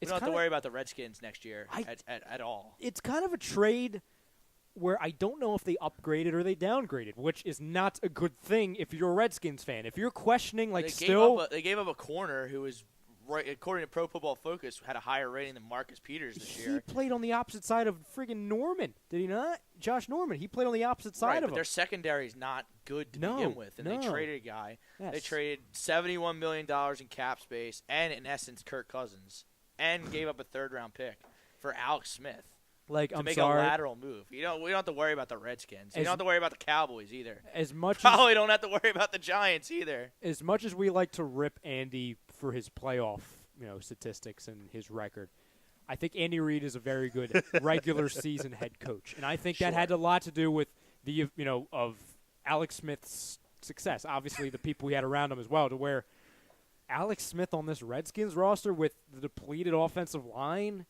with the disastrous wide terrible. receiver like for the guy from the Browns, guy that got hurt, Terrell Pryor. Terrell Pryor, He was like terrible. you're shipping him over here to be matched up with Terrell Pryor. Yeah. Like, listen, your team screams 8-8. And listen, you can have a fantastic draft. You can have a very good offseason. I'm not saying you can't. But Kirk Cousins to Alex Smith, and the question is, was that an upgrade or a downgrade? I'm glad I'm an Eagles fan. Yeah. Oh, dear God. Let's see. Sixers JT says Ricky Ricardo is the Philly Hispanic announcer. Yeah, he's great. I Yeah. heard some clips from him. TTB Ballin said, there's something special about this team's morale. The bond these players have and the hunger to win is pretty amazing. Credit to Doug. It's credit, absolutely, man. It's, as much as I know we do a lot, like when we look back on Chip Kelly's, tenure here, and we were talking about, like, oh, he would always talk about culture and all this stuff, and it looked like he valued culture over talent, which that's what he did. Culture's a big thing. I don't necessarily like the culture in Pittsburgh, with the Pittsburgh Steelers, because it just doesn't work. I think they're way too emotional. I don't think they're locked in. I could say the same thing about the Seahawks. I'm not comparing this culture to the Patriots or anything. By no means am I doing that. But listen, culture is big. I think it goes talents, then game plan, then culture. I think that's 1, 2, 3, and you can switch them all out as you please. But listen, credit goes to everyone a part of this organization, man. Credit goes to Howie Roseman, like we said, Doug Peterson, the players, obviously. Joe Douglas, I think, should be getting more credit because we really don't know how much he truly did. Like, he could have been doing more than we thought. He could be doing less, but he could have done more. But it's crazy. Sixers AT says, Ryan, I think it is a slight upgrade from Cousins, but it doesn't matter. Smith is nearing the end of his career, and he won't be in D.C. very long. Well, here's the thing, JT. They're going to be paying him $25 million when he's 37 years old. Exactly. He's going to be 34 in May, so he'll be 34 when they start the season. He has a 4-year deal. He got a 4-year extension. It's freaking $71 million guaranteed. Yep. Listen, JT, and I agree with a lot with what you said. He might be in D.C. for very long because a lot of that, they might be handcuffed. Again, this Redskins organization got themselves handcuffed again with a quarterback that doesn't deserve it. Who's on their line? Like, who's their running backs? Like, they are the kings of, like, they're okay here. Crowder's okay. Crowder's an okay slot receiver. But how old is he? Like, he's young. Is he young? I think so. But hasn't he been? No, I'm talking. I'm thinking of the injuries because hasn't he like kind of struggled with injuries a little bit? He didn't have a good year this year. No, he was hurt a bunch. Jordan Reed. So the wind blows. He's out for a couple games. Terrell Pryor. He's not. He only signed a 1-year contract. Will he even be on the team? He'll get it. I think he'll get it. Probably like a third string. You know what I mean? Like a third. He'll get a shot. Yeah, he only got 1 year, $8 million off a career year. Yeah, I guess if Dorial Green Beckham ended up here, you know what I mean? Like it's. Oh, bring him in. Torrey Smith gone. Terrell Pryor in. No, it's Matt Collins, man. Matt Collins, him too. Collins. It's his time. I saw there was actually a lot of over the last week. There's a lot of people calling for Matt Collins MVP of the Super Bowl this past week. What did he do? I don't understand. No. Like they were predicting. Oh, Matt Collins is going. Did he even? I don't think he got the ball. Did he even play? He played, but he didn't. But he didn't get any catches, I believe. No, he didn't have any catches. It's tough to be an MVP if you don't get a catch. Yeah, he'll be great. I think he'll be. I can't say he'll be great. He'll be solid, but I think he showed enough signs where I could be excited about him going forward. JT for sure. Bringing in the name. He says, "I want Jeremy Maclin." Ooh, cool. Bring him in. Yeah. Why not? You know what's great though? The way you said that, I like it because it's kind of like. Sure. We just won. Sure. Why not? We won. Like, what do we have to lose? You know how, like, all these players, like, took discounts and stuff to go to the Patriots because, they're going to win. Yeah. All those players at the end of their career that are really good, they're going to start coming to Philadelphia because we have Wentz. Yes. We have Doug. We have this unbelievable, all these monsters in the trenches. We have, obviously we have stuff to improve on in the secondary, and a middle linebacker comes to mind at first, but they're going to get some bargains on the free agent market where you're going to, like when David West signs for the league minimum to play with the Warriors. David West is not a league minimum player. He's a really good low post player. That's the kind of guys the Eagles are going to start to get. Yeah. Like Jeremy Maclin. Yeah, I'm, 32 years old. I've never won anything. My best years were in Philly. Yeah, I'll go there. And, this team's paying me $10 million. The Eagles are only paying me $7, but I'd rather be there. It's a better situation. I have a better chance to win. So a couple things. First off, I agree with I agree with what you said. So our Brazilian friend said, "I'm more scared about the Browns than I am about the Redskins." So he thinks the Browns are more of a threat. Listen, I've been saying this. If you put, I'm not going to say Nick Foles, but say for example, if you put Kirk Cousins or a Nick Foles or a Case Keenum, someone that's, I think. Kirk Cousins is better than those two, but just someone has experience that is going to get you through things, not just they could sign Kirk Cousins. I think there's a chance. I do. I really do. And then if you draft Saquon Barkley. I think they have the most cap space in the league by a country mile. I think it's them and the 49ers. Yeah. 49ers have a boatload, which could be shrunk when they sign Garoppolo. I read this a couple weeks ago. The Jets have a lot too. But whatever. Yeah. So when you look at it, if the Browns can, draft Saquon, if they can get an experienced quarterback, not just throw, luck at Sam Darnold, because listen, we'll talk about it when we get closer to the draft. But Sam Darnold stinks. I've never seen a quarterback do so little and get praised so much. But listen, that'll be He's said a lot more. He's a walking turnover. Especially with the Browns, you know what I mean? Yeah. Like it could be disastrous. Right. Like it could. Like Sam Darnold needs to go to like the Arizona Cardinals and sit. And be like, here, just, Sam, calm down. Like everything's fine. You're gonna be here. You're gonna figure out how to throw to the proper jersey collars, not to the other team. Oh, I hope everything will be fine. I hope the Giants pick Darnold second. No, you know who I want to pick Rosen. I like Rosen though. The Giants are definitely going to pick Rosen. He's one injury away from being a disaster. You can say that about anyone.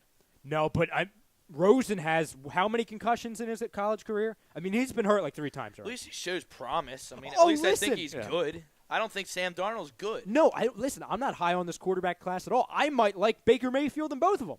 And I don't think Baker Mayfield's that great. I just think Sam Darnold scream bust. I think that Josh Rosen might be a disaster. I just don't want Saquon Barkley on the Giants.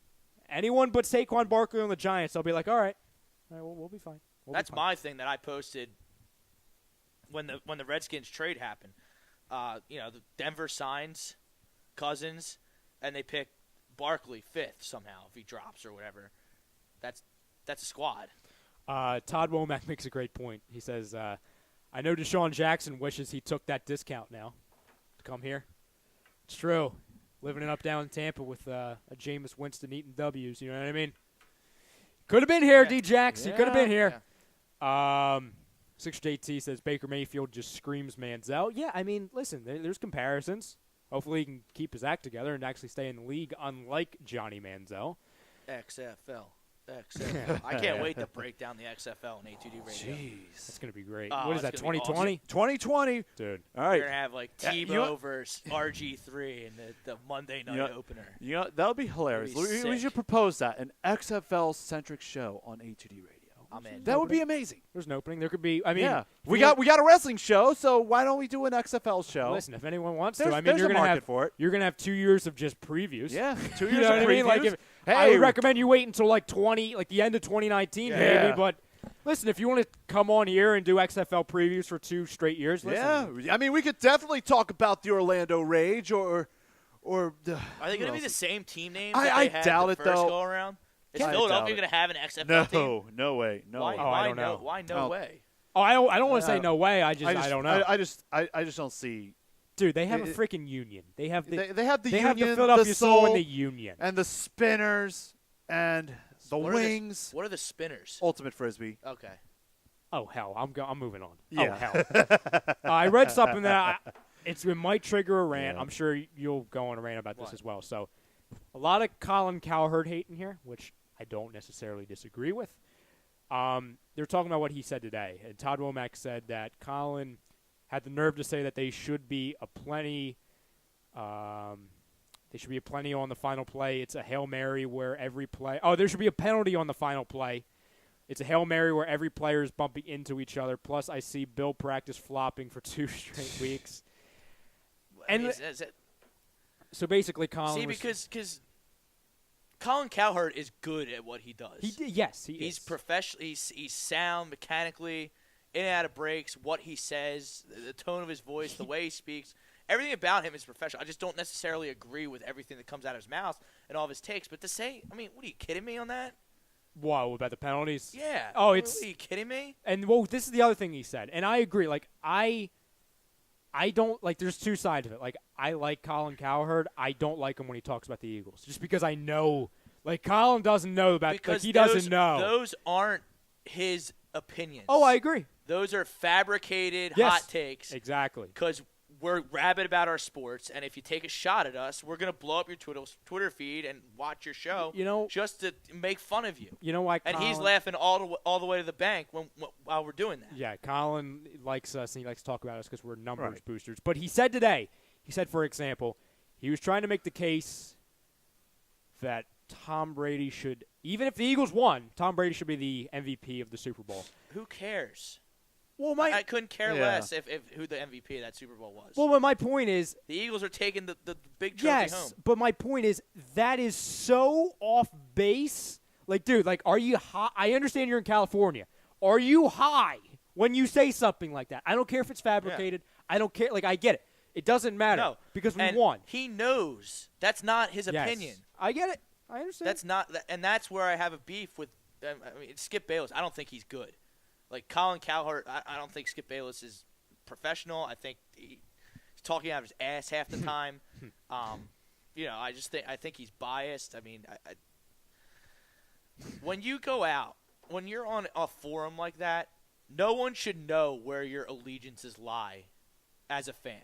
At least in my opinion. That's a good point. Which is how obviously it bleeds through today on A2D radio because, we're obviously all Eagles fans and they won the Super Bowl. But when you're on a national forum getting paid, $5-10 million a year to do it, I shouldn't know you're a diehard Spurs fan.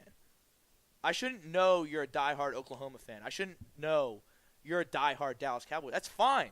That's fine. You root for whatever you want. Nights, weekends, do whatever you want. I don't care. But when you're that's just my take on it.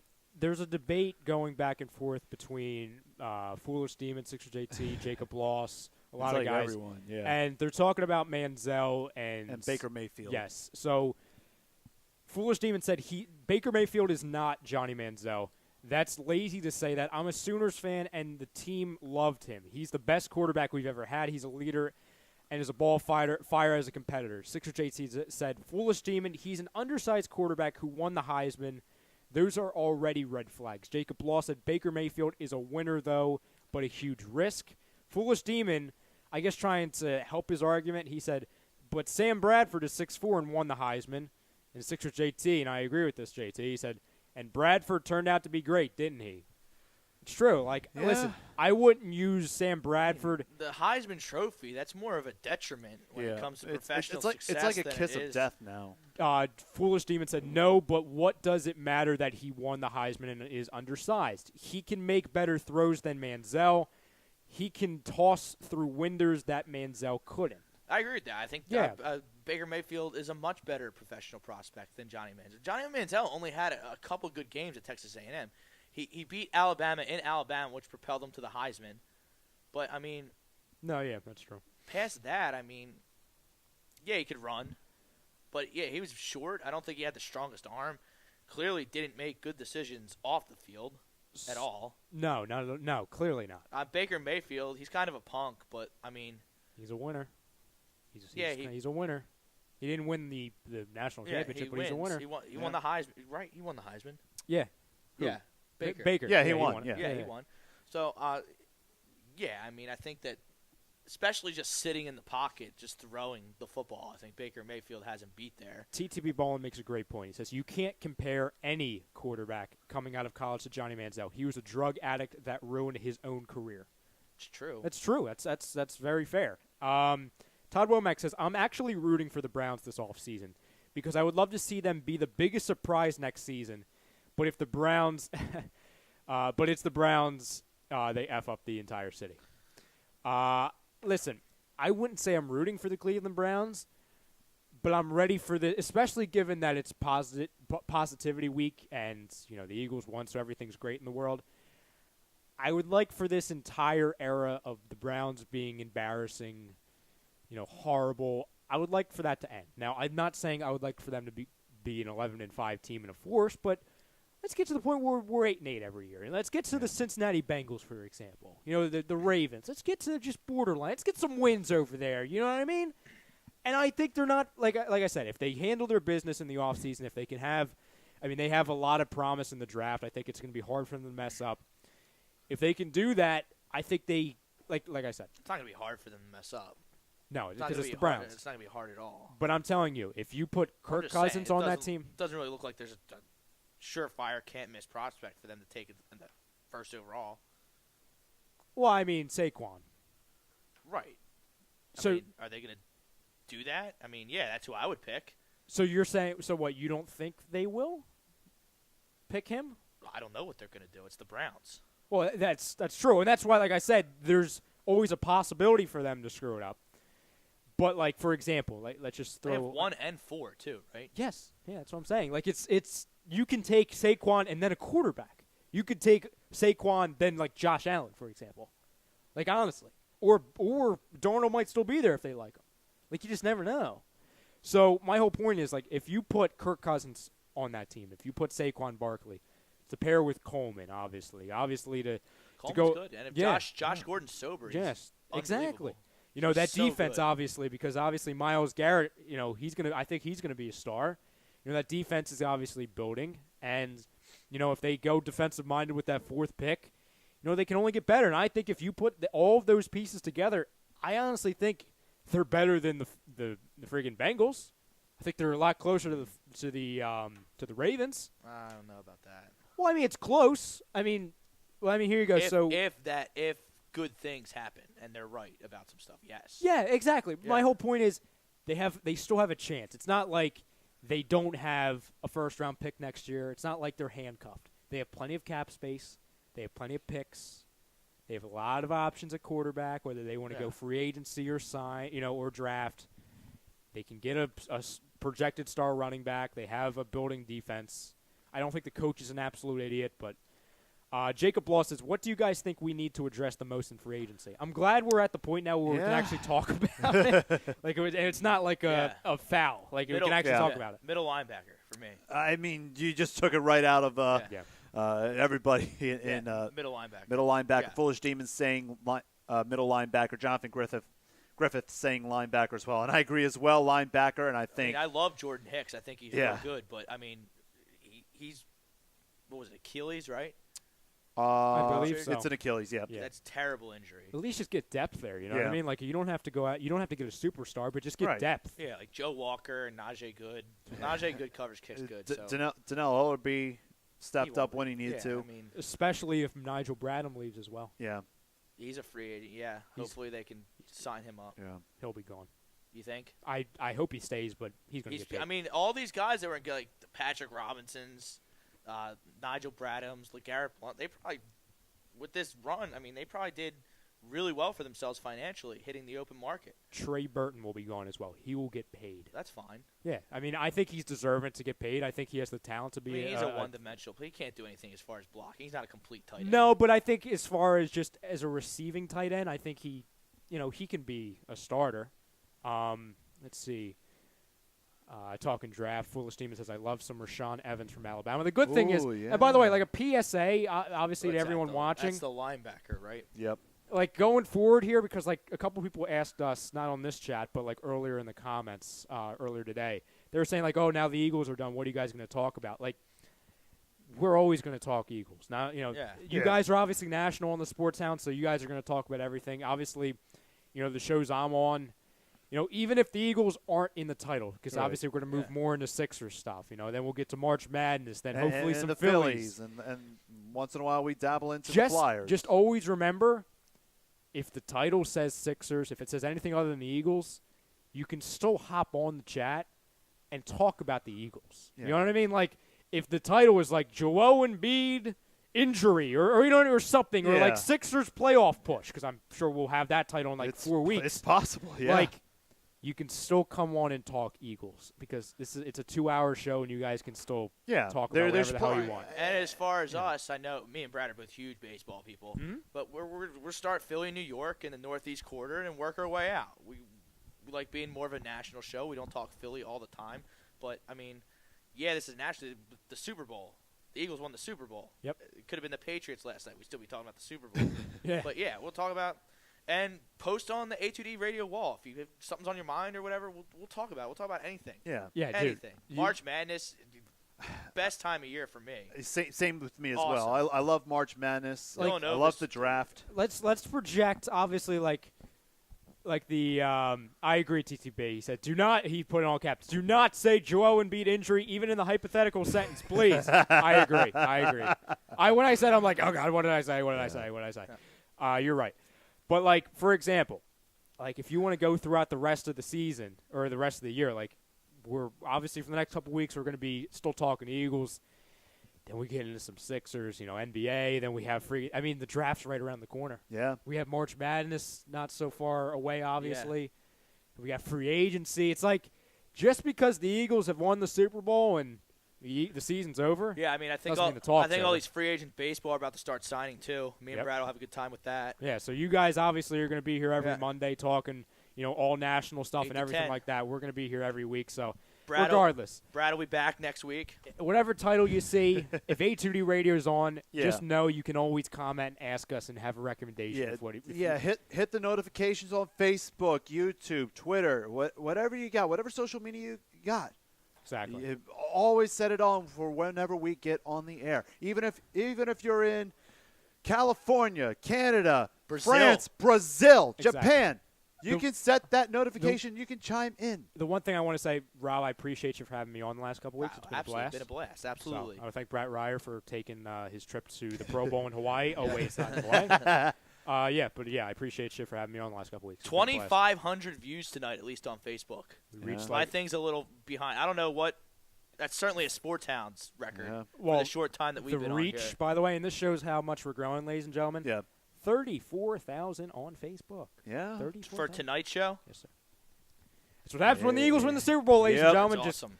Dilly. keep joining the takeover, my friends. But yeah, Right, that is 9 o'clock. Brad Ryer back next week. We'll be getting into all kinds of Sports Hounds, 8 to 10. Brodo, great job filling in. We'll see you next week, everyone.